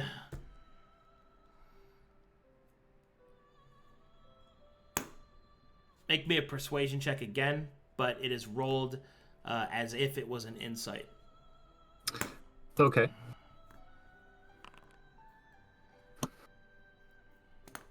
One moment, please.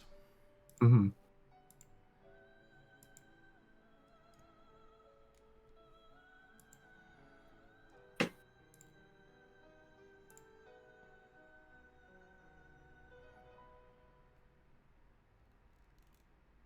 He will turn to look at you, Telry, as you mention this. And as he looks at you, you will see something you didn't expect to see. For there is hatred in the man, yes. But there are other shadows behind that hatred. Sorrow. And the strangest feeling. A feeling of... And then it dawns on you. The man's marbling physique, his longer features, his head of flowing hair. You recognize him, for his features are very similar to that of the statue of the Aldafife cleric in the Temple of the Seven. Ah. So the cleric statue wasn't... Or... Wait. What am I understanding here exactly? He is Matheria? I tried to make it more obvious, so I'll just tell you. Yeah. The Barrow King, Aelin Truefire, is her father. Ah. That's why their features are similar. That makes sense. Oh.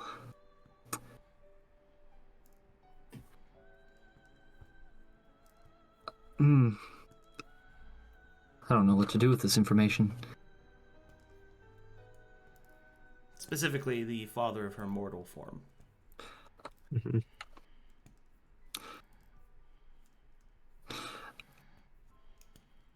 Pardon my forwardness, then. I'm always looking to know more, and I have learned more in our year of traveling with my companions than I ever learned about the world before I left the Pale City.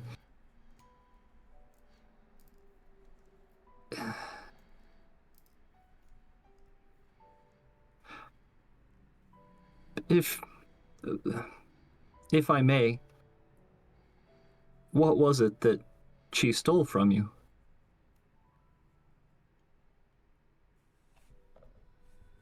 Everything.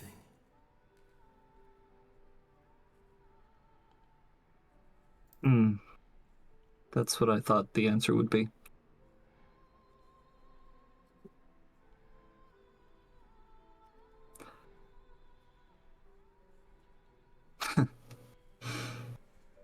The father of Matheria.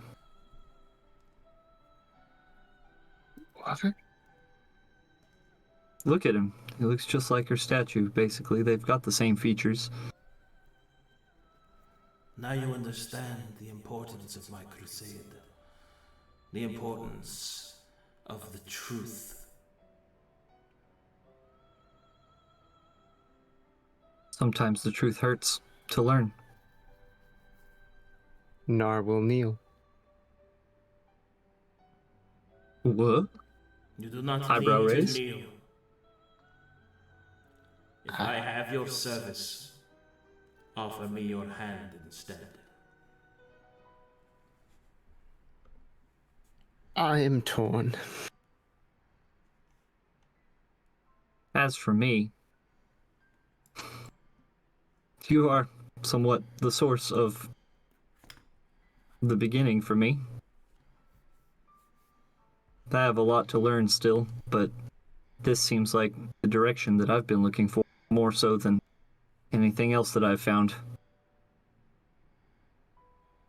The knowledge you probably have is the reason that I went to the College of Sagas in the first place, and through that, we've arrived here, so clearly that decision was the right one.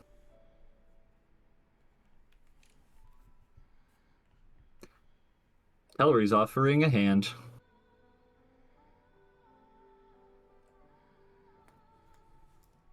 Arrow King, I do not simply serve anyone. I won't serve you, but I will fight alongside you. Then take my hand as a warrior.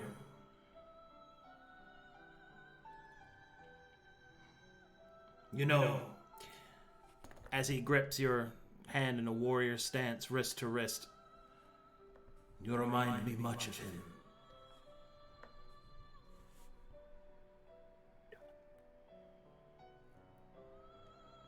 I think I know who you're talking about.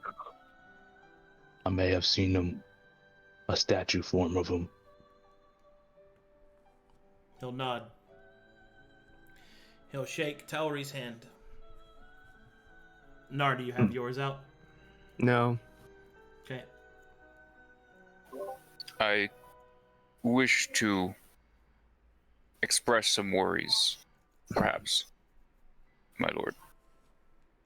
There was much revealed to us by the Toad King of the potential future of this land, and its possible end. Are you aware of beings known as the Ancients?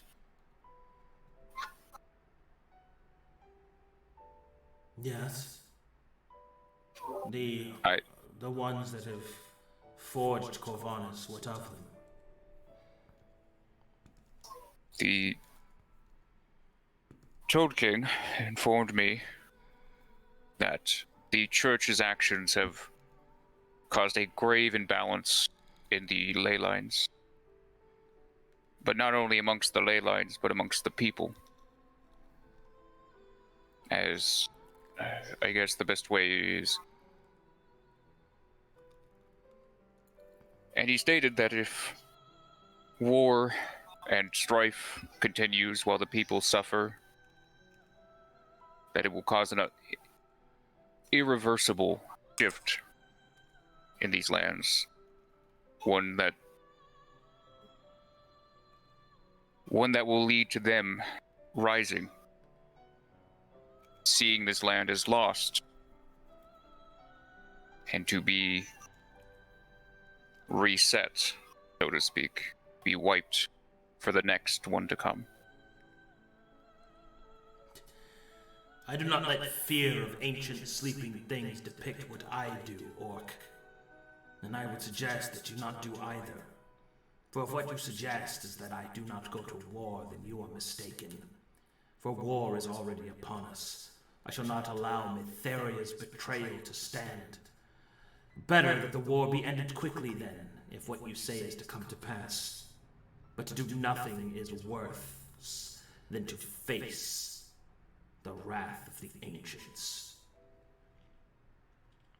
I do not ask you to hold your hand.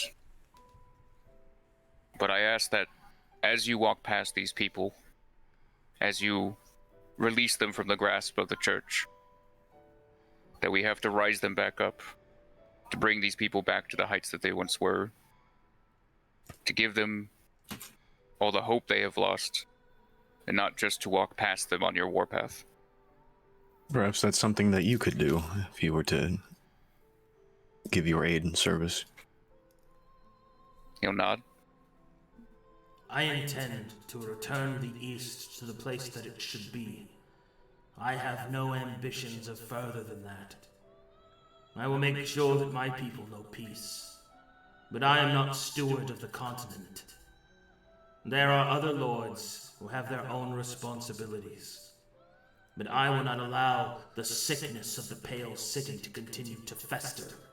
I will not allow a traitor's hand to guide fate any longer.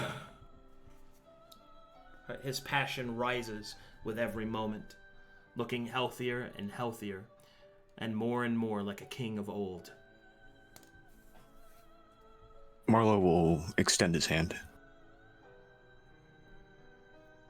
He will shake it. For the history of your people, my lord. To give the people of this continent what they need to rebuild their world. You have my blade. I will stand by you. Good. All right. Who's next? Knarh looks up at him. Your Highness, I'm from the west, place known as the Razor Cliffs. It is plagued by undead and infection and disease.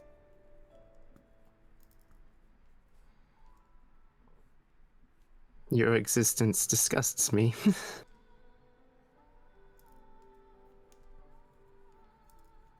She bows.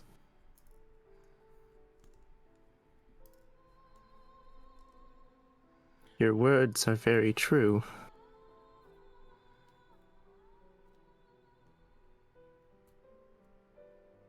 But I have spent my whole life surviving and running from undead.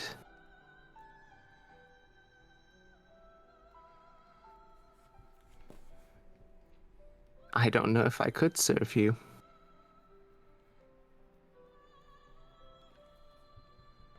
Do you not understand? You have been lied to. You have been told that the dead are insacred, to be buried and forgotten by some light-bound lie of sanctity? Look upon me, not with your prejudice, but look upon me. I have fathered children, and despite one's betrayal, I have raised them well. I am king of a people that depend upon me. We live in the shadows of what we once were. I may not have a heart that beats, but it still breaks. I may not be able to cry any longer, but tears still fall from my face. You look upon me with eyes that have been trained to see naught but evil. Look instead upon yourself. Have you also not been convinced that you are evil? That you are darkness? That you are death? Do you not understand? These are the lies of the church. The lies of my traitorous kith. Let us together, child, make right this great wrong. By blade or by spell, it shall be done.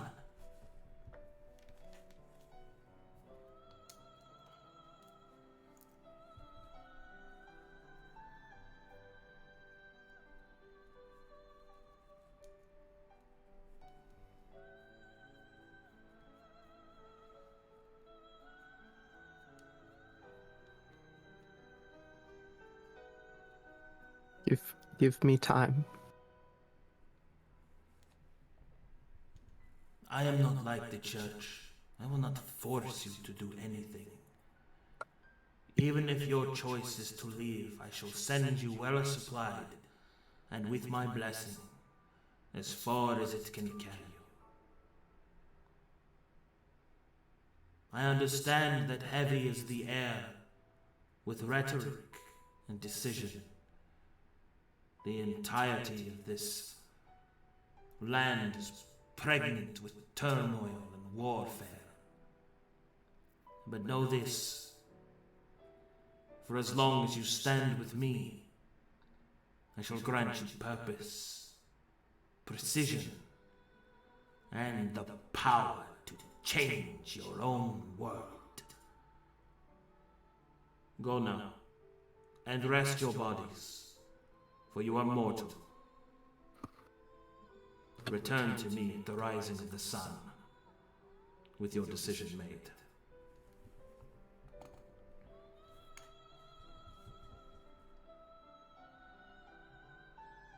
Anybody not do what he just said? Marlowe will give a deep bow and then fuck off. Yep.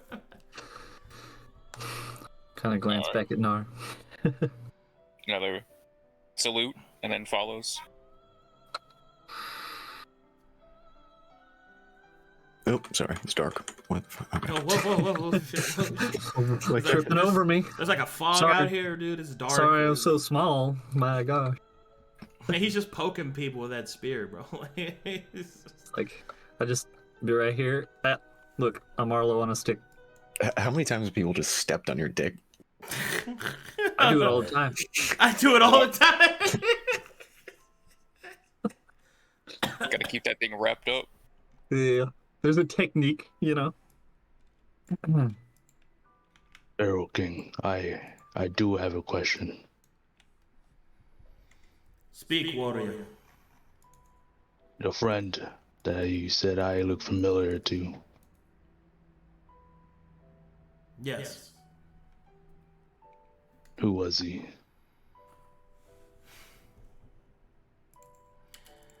He took many titles. It is not my place to give his name to those that he did not trust with it. But I shall tell you what he called himself in the presence of strangers. He came from Mornhow, and he was a warrior unlike any that I have seen.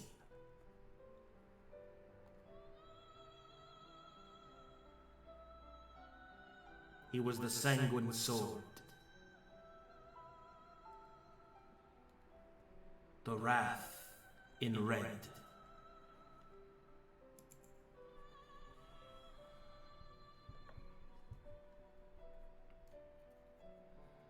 Much appreciated. I only asked because he was from the same home as I am. I would take my leave.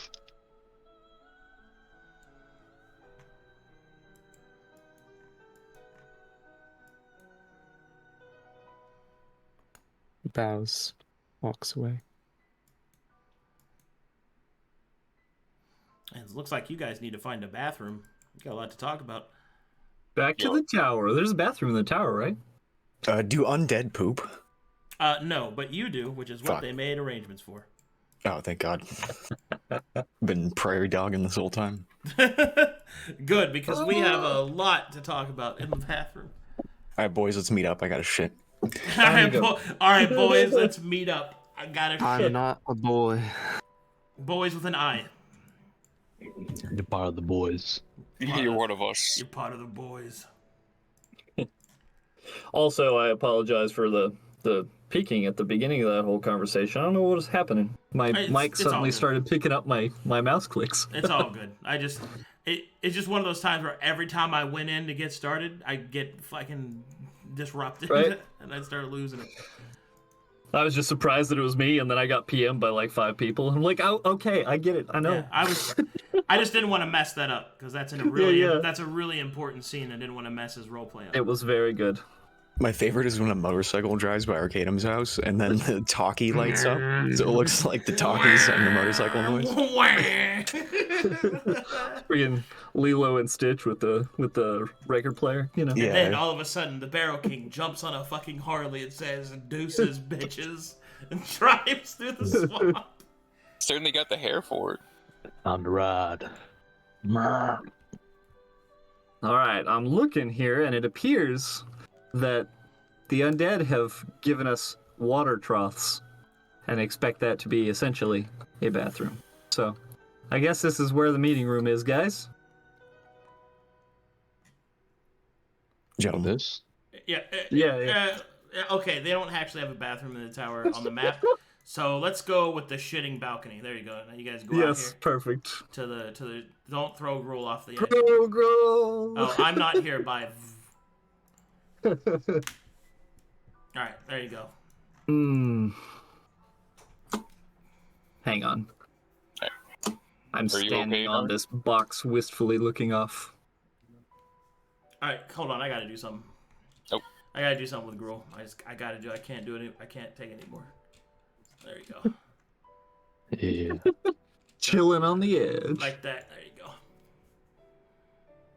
Alright, gotta roll an acrobatics check now. No, you just lean on. You're just really cool. I'm like, wow. Really cool. So The cool. push.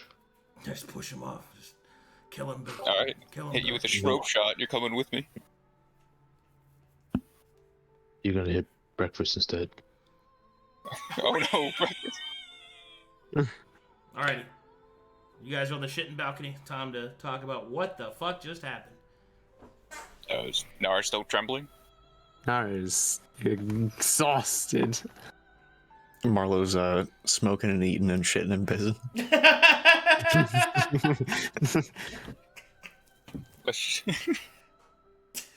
To the meeting room, boys. I gotta shit and piss. Telry is also awful nervous and pulls out of one of his pouches the cigarette that Marlowe gave him like 4 days ago. That's good for your health. Yeah, I That just could be put it. laced. I just put it in my mouth, but it's not lit. Dude, he's literally a bad teenage influence. Good for your humors. The doctor recommends 3 camels a day. 3 camels. Oh, here. I'll come up with some flint and steel. Need someone to light that for you? Not yet. What do you got in your mouth? Baby steps. I don't know. I see Marlowe do it when he's nervous, so I'm just testing it out. Yeah, but you usually So, like it, you know? I'm never nervous. Doctor's orders. The father of Matheria. That was something. Seems like we've made probably the best allies we could, considering our disposition with the church. And the fact that he's very kind and honorable to us is something I don't think we should take for granted. I'm going to be completely honest. That went a lot better than I thought it was going to. At the same time, I can't help but get this vibe from the Barrow King that once he gets rolling, he's not one to stop. That's one of my worries. And why I didn't shake his hand immediately. I would rather not have to disrupt the balance. But Marlowe, you mentioned earlier that it could be with our actions that we could ensure the, I guess, happiness of those that are passed over by the armies.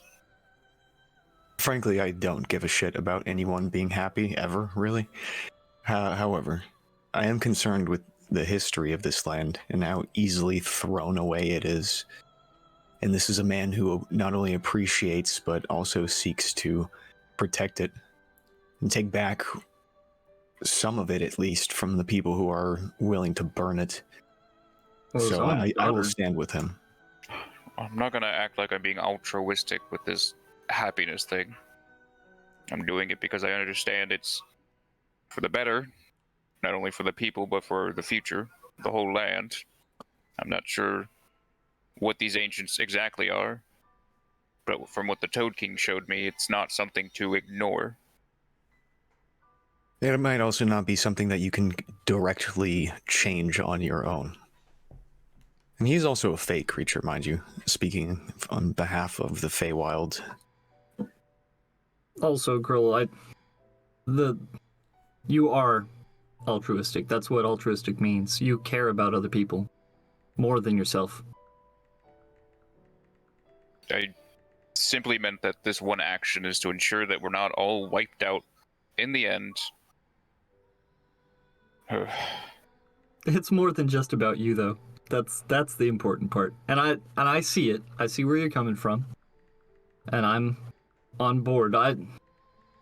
There's so much stuff that apparently needs fixed. This guy's daughter was Matheria. Is Matheria? Once was. There's so much knowledge here. There's so much going on. It's really hard to wrap your head around. I would kind of like hold out the cigarette to Gruul. Yes, please, if you would light this. All right, Neil, light you up. Great.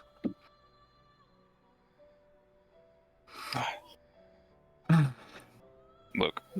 Good. Man, we are corrupting this guy. Sorry, that was out of character. Good. Do it, Anakin. Do it. Knarh kneels by the balcony. This is a balcony, right? Yes. The Is shit. there anyone beneath me? No. Spit Good. on him. Are you just gonna squat and start peeing? No, I threw up. Oh, good. Oh, Oh, you're just peeing out of a different. Oh, I'm sorry. well, Peeing, you got, brother. you got another one of those.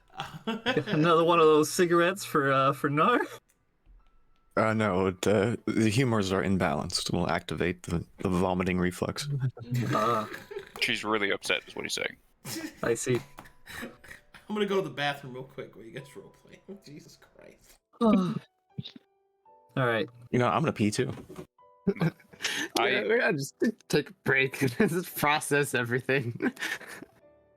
Look, my only worry is that the Toad King stated that if war breaks out, that we won't have a chance to stop what's coming. And unfortunately, it looks like war has already started. I don't know if we have enough time to fix what's going to happen.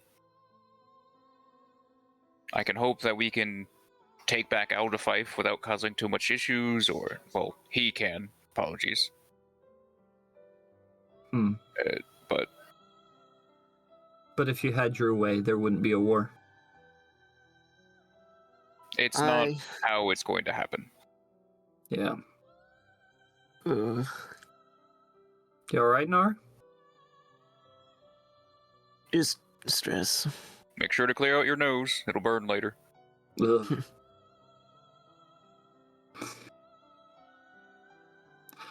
There's war in the west, and there's war in the east. Nobody knows what's going on in the middle. It's the demon wastes. Just Yeah. Technically, plenty there's killing. Well, I war mean, in the middle if you count Mornhell. I guess Mornhell is kind of in the middle. More northern. It's Still. north. If... I'll be the first to say that if there's anything that I am hesitant about this whole thing is the Pale City. That's my home. That's where I'm from. I've got family there. But if we don't, then Mornhell's in trouble, and all the work that we've done to save its history. I'm with you, Gruul. If there's going to be war, I want to be there to help save what we can, I guess. It's what would be for the best. Right, make it as clean as possible, surgical even. Make sure it focuses on the actual problem, not the people, because the people I love. So I want to be there. Yes. Telry. We had seen your sister on the front lines. Yeah. Most of your family be on such? Well, not most of them. At least my parents are mostly retired. They wouldn't be on the front lines. My sister, probably. I have a brother in training, in the eye. I've got, some cousins who are probably too young to be fighting anytime soon, and several other relatives aren't really engaged, I guess, in the military, so hopefully not. But Lantern Bridges, we don't back down when we see a problem. I think if there was a war and a threat to the city, I think even my mom would pick up something and stand. Which is unfortunate. Ask you this in a place of empathy. Are you ready to fight them? Because that is where you stand now. I know. And I've made my peace with this on this journey. I know that I'm on the other side of the field no matter where I've gone. From the moment Knarh rescued me and brought me up from near death, and then traveling with you guys and all of that, it's been a long time since I've known that I was on the other side of the field. If there's anything I can do to talk to them and convince them or anything like that, I'm gonna try, but they are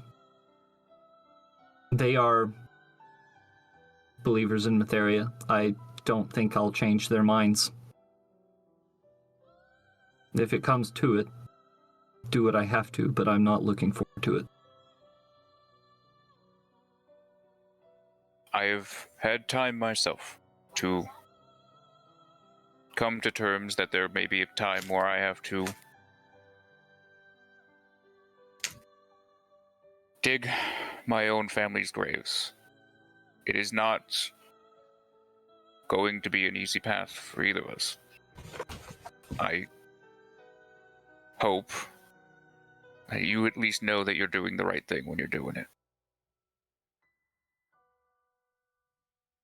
I'm always looking to do the right thing. Oh, Gruul. You know there is a cure for the Wendigo curse, correct? I'm back. It stated that it had greater difficulty the longer the curse state held. Fair. Right, it is something to keep in mind. But it's possible? Yeah, you need to. I believe it is under the full moon to be in a waking state in the dream. If I'm not mistaken. Right. I am prepared for what needs to be done, but I am not searching for her death. But if we do not have any other options, it is one that I will take. Oh, all this talk of burying family members as if it's set in stone. The hope is that we won't have to. That would be the best. But if you're going to stand opposed to them, it is, well, a possibility. I couldn't kill my wife. She's that strong, you know. No, oh my God. She's Take a deep drag on the cigarette. Oh, Maybe I'll just keep avoiding them or something. I don't know. You write a poem about it. That's what I do. I've written letters, and I always avoid the subject. Maybe I should write one that lays it out. That way, at least it'll be out in the open, kind of like, like we started doing. Ugh. Yeah, write one that's upset, but it rhymes, you know. Yeah. When the time comes for perhaps killing your family, and if you guys can't do it, I'm willing to be your axe. I appreciate where you're coming from, Chrome. I really, really do. I hope it doesn't come to that. But I appreciate where it's coming from. It does mean a lot. Words of family.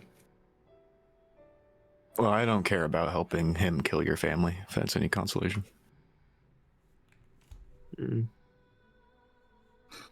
Yeah. So, Knarh, you've been contemplative. What is on your mind? Holding the holy symbol of Matheria. And leaning half vomited over a balcony.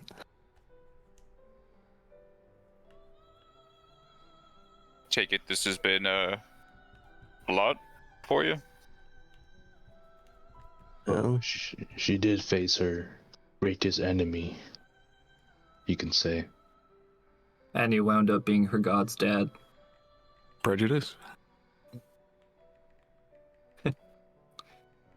If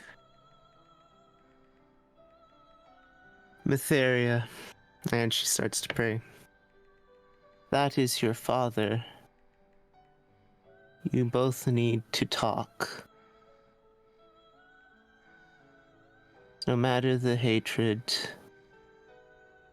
love of family is the only way to fix it.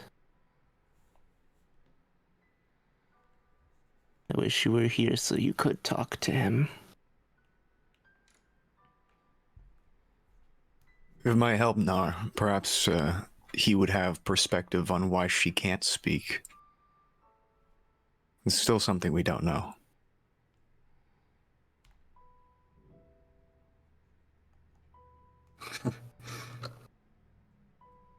I didn't want to be the halfling with endless questions in front of the king.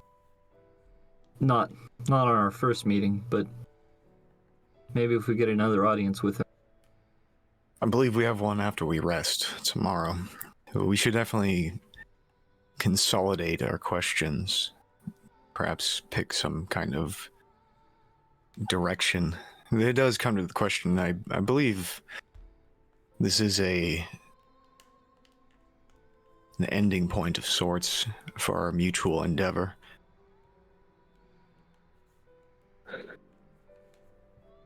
How so?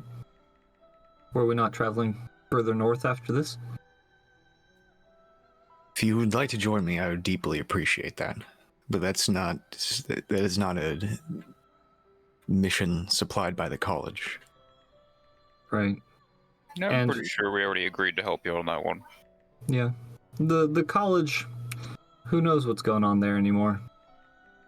It might not be there anymore. But at the same time, I suppose it depends on what the Barrow King would have of us. We did say that we could come and go freely, and that even if we were to disagree with him, we could leave with his blessing and supplies. That's extremely gracious. It is. Well, many of you have already agreed to work with And him. I intend to stick by that. I think that his goals are noble. Violent, but noble. There's something to them. And if there's something I can do to help in my little way, I would like to. But at the same time, I have already agreed to accompany you on your side quest, as it were. One thing, though, from the conversation that stuck out to me. He called her traitor. Yeah. It makes sense, yeah. I've had a lingering suspicion about that for a while. He and all his people are dead. Well, sort of.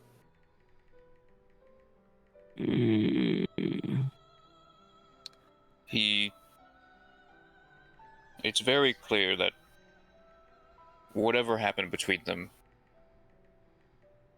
whatever led her to godhood or whatnot, was at a great cost to many.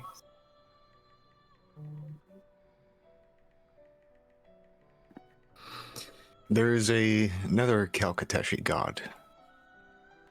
He's the god of honor and law. He goes by the name of Babylon. He employs, I believe he employs demons.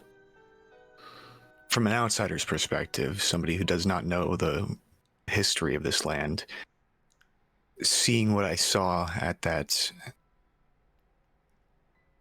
sliver of a dream, I started to piece together a few things. Perhaps if one were to break an oath, they too would call upon the ire of Babylon. This is why oaths are revered and held seriously.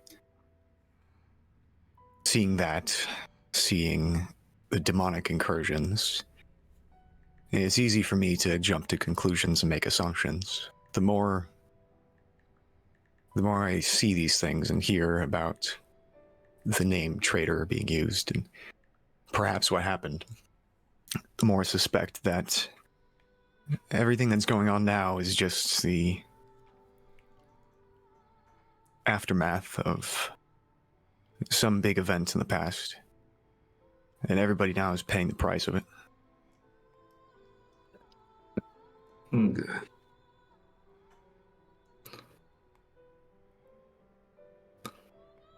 Well, I guess the least we can do is make it comfortable for those who remain.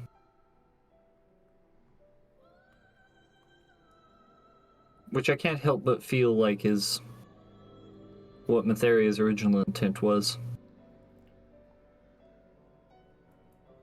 I think few people do things with the intention of hurting others.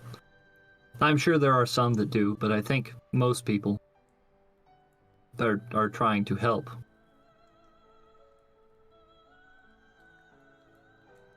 I think a lot of those people who are trying to help can see that that comes from an avenue of hurting other people. And I think that's unavoidable in this place. Whether the tyrant that currently tries to rule this land or someone who wants to hurt those who are currently tyrants to bring back order to this land. Nothing is as simple as good and evil, trying to do good or trying to do evil.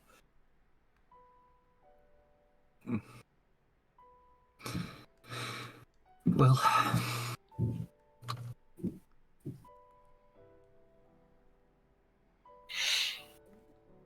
good pig. Pat, pat. Then I remember not to pet the pig. Too late. I'm already Too late. urine. What, you peed on our rations? I'm covered in urine. I'm a pig. You get that boy. Marinating. Okay. Oh, I got all sick all over again. Not the first time I've drank another man's piss, but I did say it would be the last. And we're gonna go back to the balcony. Well, Just in case. sorry. I don't disagree with his goals. I just hope to perhaps keep his rage more directed, I guess, away from the innocent people. Those blinded by, I guess, the light of Materia. Some here were.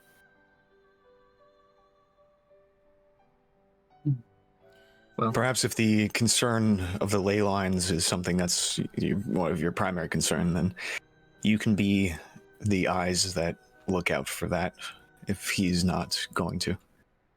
You can take upon that to be your responsibility. The That's why I did not. grows late, and the sun sets. I know where my mind's at. I guess we'll take the night to sleep on it. Talk about it more in the morning.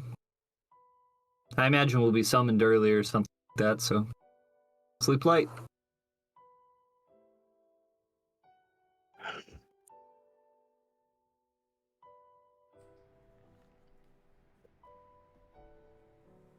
I agree with you, Gruul.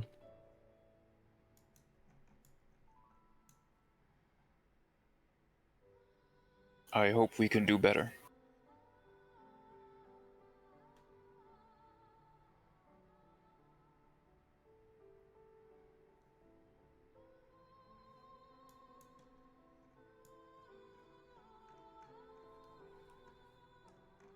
And so, as each party member settles in to rest, to wait for the coming morning, each one, their mind filled with questions, answers, revelations, and the burden of what is yet to come. And so, as the sun sets, the night finds them rest. And with the rising of the sun, new possibilities.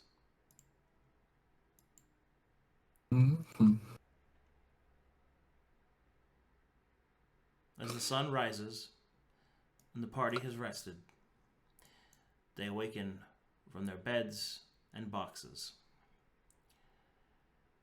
You've had your time to discuss, had your time to think. Now it is time to put action to your thoughts and words.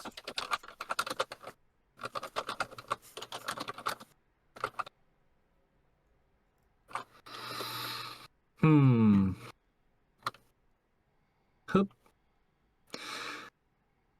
All right. Well. Everybody sleep all right? Surprisingly. Probably the best sleep I've had in a year. Not too bad. You know, sleeping in a boat, not that comfortable. No. Sleeping on the road, not that comfortable. Sleeping and getting... The lily pad wasn't too bad until I got woken up by horrible, weird dreams. Yeah, this was good. All right, well, are we ready? Everybody decided on what their stance is, what our plans are? Anybody got a list of questions for the Barrow King? I got a brief one. First is if we could take the evening after our discussion, copy down the sagas. It's these are kind of me questions. The second is if he knows about the ley lines. Third is if he knows the phrase Kalanun Kalis Aldafife. from the dream. Mention the dream.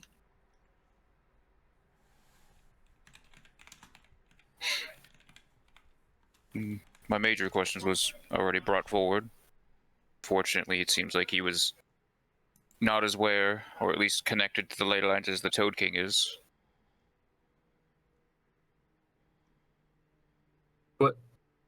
What do you mean by that? Well, he Sorry. was unaware of the ancients and the unbalance. Ah, Well, he was aware of the ancients. It seemed that it didn't bother him too much. he just said he didn't care because we have to do what we can with the time that's given us. Well, when I brought them up and their possibilities, he questioned me on it, not stated he knew anything. No, I- he stated the ancients, the ones that created Corvinus. No. Yes, that I meant about the coming of their awakening. Oh, yeah. Oh, man. Well, I feel like I could sit at the feet of that man and just ask him questions all day long, but then we'd get nothing done. and perhaps don't poke him too hard about his daughter. I realized to. it was insensitive the moment that I saw it in his eyes. Didn't want to press too much further at that point. But you have to understand that's some really deep, strange knowledge to have. It's not the kind of thing you tell your parents, "Hey, I know God's dad," you know, that they're already going to have all kinds of problems with me in the first place. This icing on the cake. Yeah, if you weren't going to get burned at the stake beforehand. Yeah. I'd fuck God's dad. I mean, Not a bad choice, although it smells a little funky. Okay. Right. I say it out loud. you say it out loud every time, Marlowe. Sorry. Are you? One of these days you're No. going to meet my uncle. All right. Where's the breakfast in this place? I'm going to make some. Marlowe we go. looks at the pig. No, these are already pre-prepared, you His know. time has come. Time. His Your time is destiny come. away. I'm to behead you. Head pat.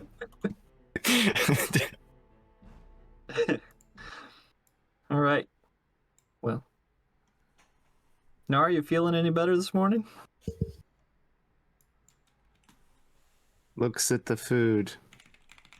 What's the simplest thing I can eat? I am cracking some eggs and mixing with some milk and butter, and I'm going to be making some French toast. If everybody likes French toast. If you want simple, still got some jerky. Now I'll just take the eggs. For breakfast, jerky. Look at what we have. Look at all of these shells. Man. I miss French toast. Yeah. Simple foods. I'll make you eggs, some too. bread. All right. So we breakfast. Very good.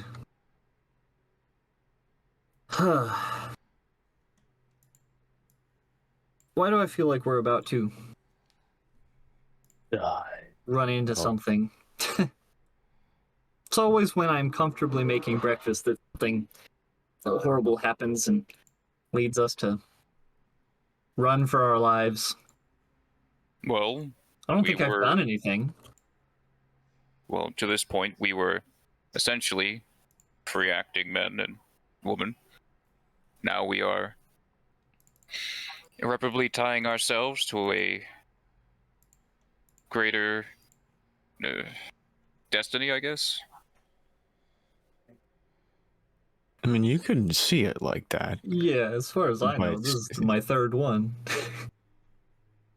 Oh yeah, that's right. This is kind of normal for you guys, isn't it? Well, he was asking you if you wanted to stand by him. Which in itself is an honor, if you understand who this is. He is a king. There is little to misinterpret what it means to stand next to a king. He's it a piece of seems- living history. He's seen it happen. What The are phrase is- sagas compared to that? The phrase irreparably tying yourself seems a bit pessimistic. I guess. No, I feel like I'll miss the freedom, but You have It your is- freedom. You just have somebody who can give you direction if you choose to stand by their direction. You always have your freedom. it'll be different, but I appreciate it.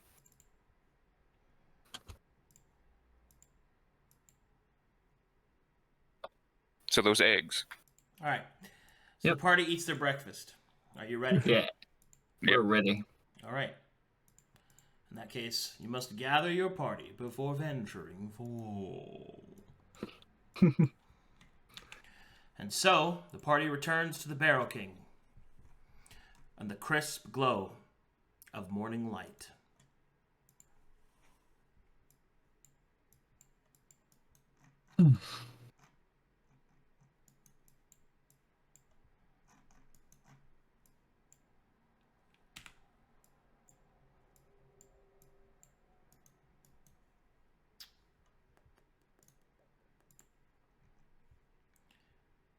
So, the sun rises, and with it up ahead, the dense fog still yet lingers, but there's a greater shine to it.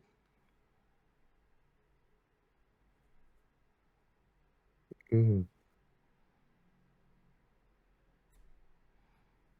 All right. Would you like me to move you as a group? Sure. Yeah, just to where we were, I suppose. All right. As you approach the Barrel King, you notice that you don't believe he's actually left. And you also notice that he moves his hands very carefully in the kind of rotating arcs in front of each of the stones. And you see that this has an adverse effect, changing the disposition of the stones, bit by bit and piece by piece. Make me an Arcana check. Trained? Trained only. Okay. I have trained and I have the skill. Boop. Nice. You notice that the Barrel King is enacting druidic rituals, although you do not believe that he is a druid himself. As you approach, he will turn, and then you will see that in the light, you're not quite sure what you may have expected for an undead creature. You feel a sense of purpose wash over you as the Barrel King looks at you, his voice carrying a definite sense of command. And as he turns to look at you, you could almost feel his banners in your heart. Around you, rising up through the fog and smoke, through the fog, you can see that there are bannerets, swords, and soldiers that seem to be marshalling at his command.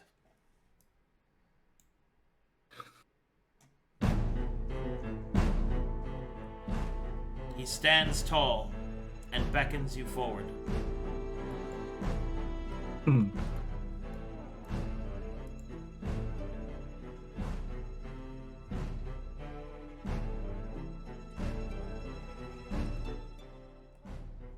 I will salute, present arms.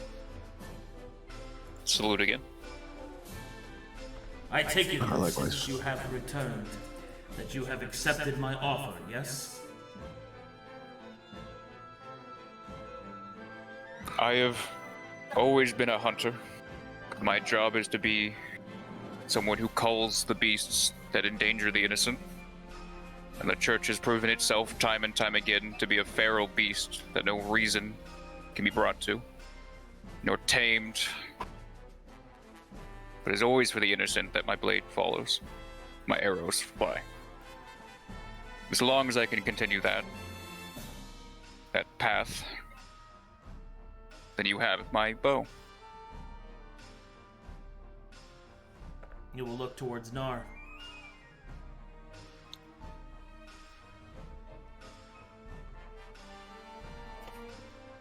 Your Highness,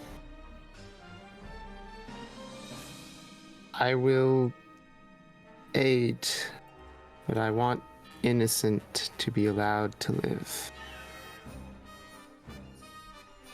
Where there will be justice, it will be done. But to those that are unworthy of the sword shall be given the helping hand. The war is cruel, but we do not have to be. That is the best answer I can offer you. It is a good answer.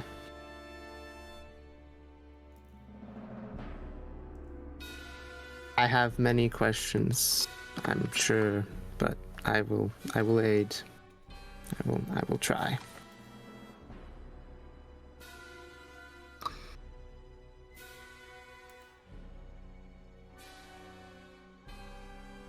So be it. And at this point, you will see that the Barrow King raises his hand, and on it, the crown that is bolted to his wrist will begin to glow. And all around him, slowly but surely, the mist begins to falter and fade.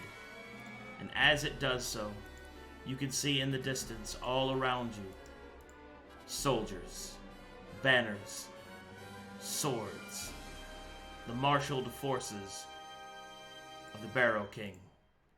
He shall then call out, "Legions of the East! Look now upon these few, they that have braved the trials of Corvonis, they that have braved the jaws of the church. They have stood in the false light, and they have been found strong. It is by their act that our war can finally begin. Look now, for our saga that was lost shall be written anew." And he will hold above his head the saga, and he will throw it into the air. As he does so, the scroll becomes unfurled, and each of the 3 stones begin to glow with a bright blue light, filling it, the entire area. As the scroll is unfurled, you can see that slowly but surely, spirits begin to sift and fall from the scroll into the earth below. Now it shall be made anew, and the pale city will fall. And that, as we're all call a session. Hey, Hell yeah. That's Very it. nice. man. Good. Beep bop beep da Whoa. That was a big one. Yeah. Oh, you want to post the thing in Fanart there, Telry? Oh, I thought you were, you had it. Yeah, I'll drop it for you. I don't know, you got the original file. I mean, I sent you the original file. Let me see here. The one with the names, right? Yeah, the one with the names. God damn. That was a good section. Cool. Yeah. Very good. I felt like I was at the top of my game this time. Hey, that was a good one. I really did. Uh-oh. What is happening here? I was so traumatized. I don't know what you guys Oh, think. hey. You guys have a good time? Yeah. Absolutely. That went way better than I thought it would. So smooth. What'd you guys think of the Barrow King? Man, he's cool. It's He's fucking so cool. rad. This guy's awesome. He's great. Outside of Knarh, panic, lore, ah. Inside of Knarh, panic, lore, ah. He's Oh, wait, so you're cool. God's dad? Bro. Bro. Man. So good. Okay, let me get some fan art. We got some fan art. We got a new artist? Is that a new artist? A new artist, new artist, new artist, new artist, new artist, new artist. Fuck. All right, so first up on the fan art, we have the best momager in the world, Marlowe. Very good. Oh, is that her? Yas. Oh, is that your Is wife? that her? That's the wife. Okay. Here we see Telry in the act of licking boots. I think that's Telry. No, that's Marlowe. Never mind. That's Marlowe. That's Telry. I thought that was Yeah, Telry. it's totally Telry. Telry got face tattoos because Marlowe's influence. No, only one breakfast.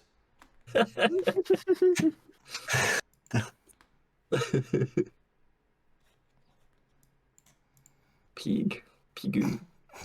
Telry Man. going to the toilet to make communications. Oh shit! Melancholy new artist did a roundup of all of you. First we have is Marlowe with some sick bling. Hell yeah. Like look at all this bling, dude. That's crazy. Hey. Next up we have is Very Telry with some sick hair fucking highlights. Here we have That's his eye right there in the middle. Yeah. Secret eye. a secret eye, yeah. And here we have a rare non-horse-headed chrome. No wait, no that's Gruul. That's Never not mind. Chrome. That's Gruul. Sorry. Oh, okay. Sorry, I don't have it all open, so I didn't notice Chrome until the end. Sorry. Yeah, I got hair, remember? Oh yeah, you do have hair. You're not a freak like Chrome is. Let me have Knarh. I actually really like this Knarh. I think this Knarh looks My great. face. It's a great Knarh.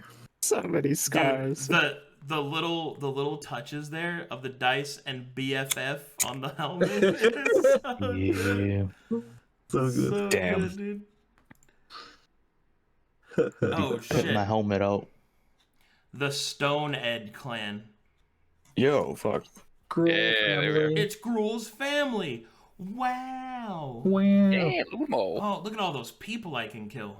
Man, your mom's hot. Sorry for you too. His mom is really hot. Look at how hot she is. Oh, well that means I can defile their souls. You're not. Woohoo! This is premium content right here. Yes. Flap, flap, flap. Good. Good. Yes. Smoke. Smoke. Smoke. Oh, Casey reality. Are you smoking yet? Oh shit. Casey dropped an unfinished Barrow King. Oh my Oh, god, he's so boy. fucking hot. Man. Oh, hell yeah. Dang. That's a great pose too. Although he is damaging his cape. But you know, who cares? Well, you know. What we do for fashion. He's gracing his cape with his gracious anus. Yes, I'm glad people caught that. I did base his voice off Viego. I tried to copy it as best I could. Because I love He does. Viego's voice. That's what it reminded me of. I was like, I heard this guy before. Dude, I've heard of this before. It's like if I just showed up and I was just like, why not take a gamble? Oh shit. It's only what I say. Man, good session, guys. Yeah. Premium hugs and/or kisses. Yes, both. I In think abundance. tonight is community night. I believe so. Ooh. And remember, because it's community night, we're going to do some stuff together. But wait, Yay. there's more. It's also October, the spooky month. So today in community night, we will be watching a spooky show. That's right. A very scary show. I don't get scared. I don't get scared. So, I'm going to give myself a little bit of time to unwind from game. So, let's go for 9:30 community night time. This is a mandatory community night. If you are not there, I'll know and I'll find you. Thank you for watching. Thanks for all the subs. Thanks for all the follows. I'll see you guys next time. Later, chat. Later. I'm going to get too scared. Storm. Oh, good lord. Ah, good old Storm Edge.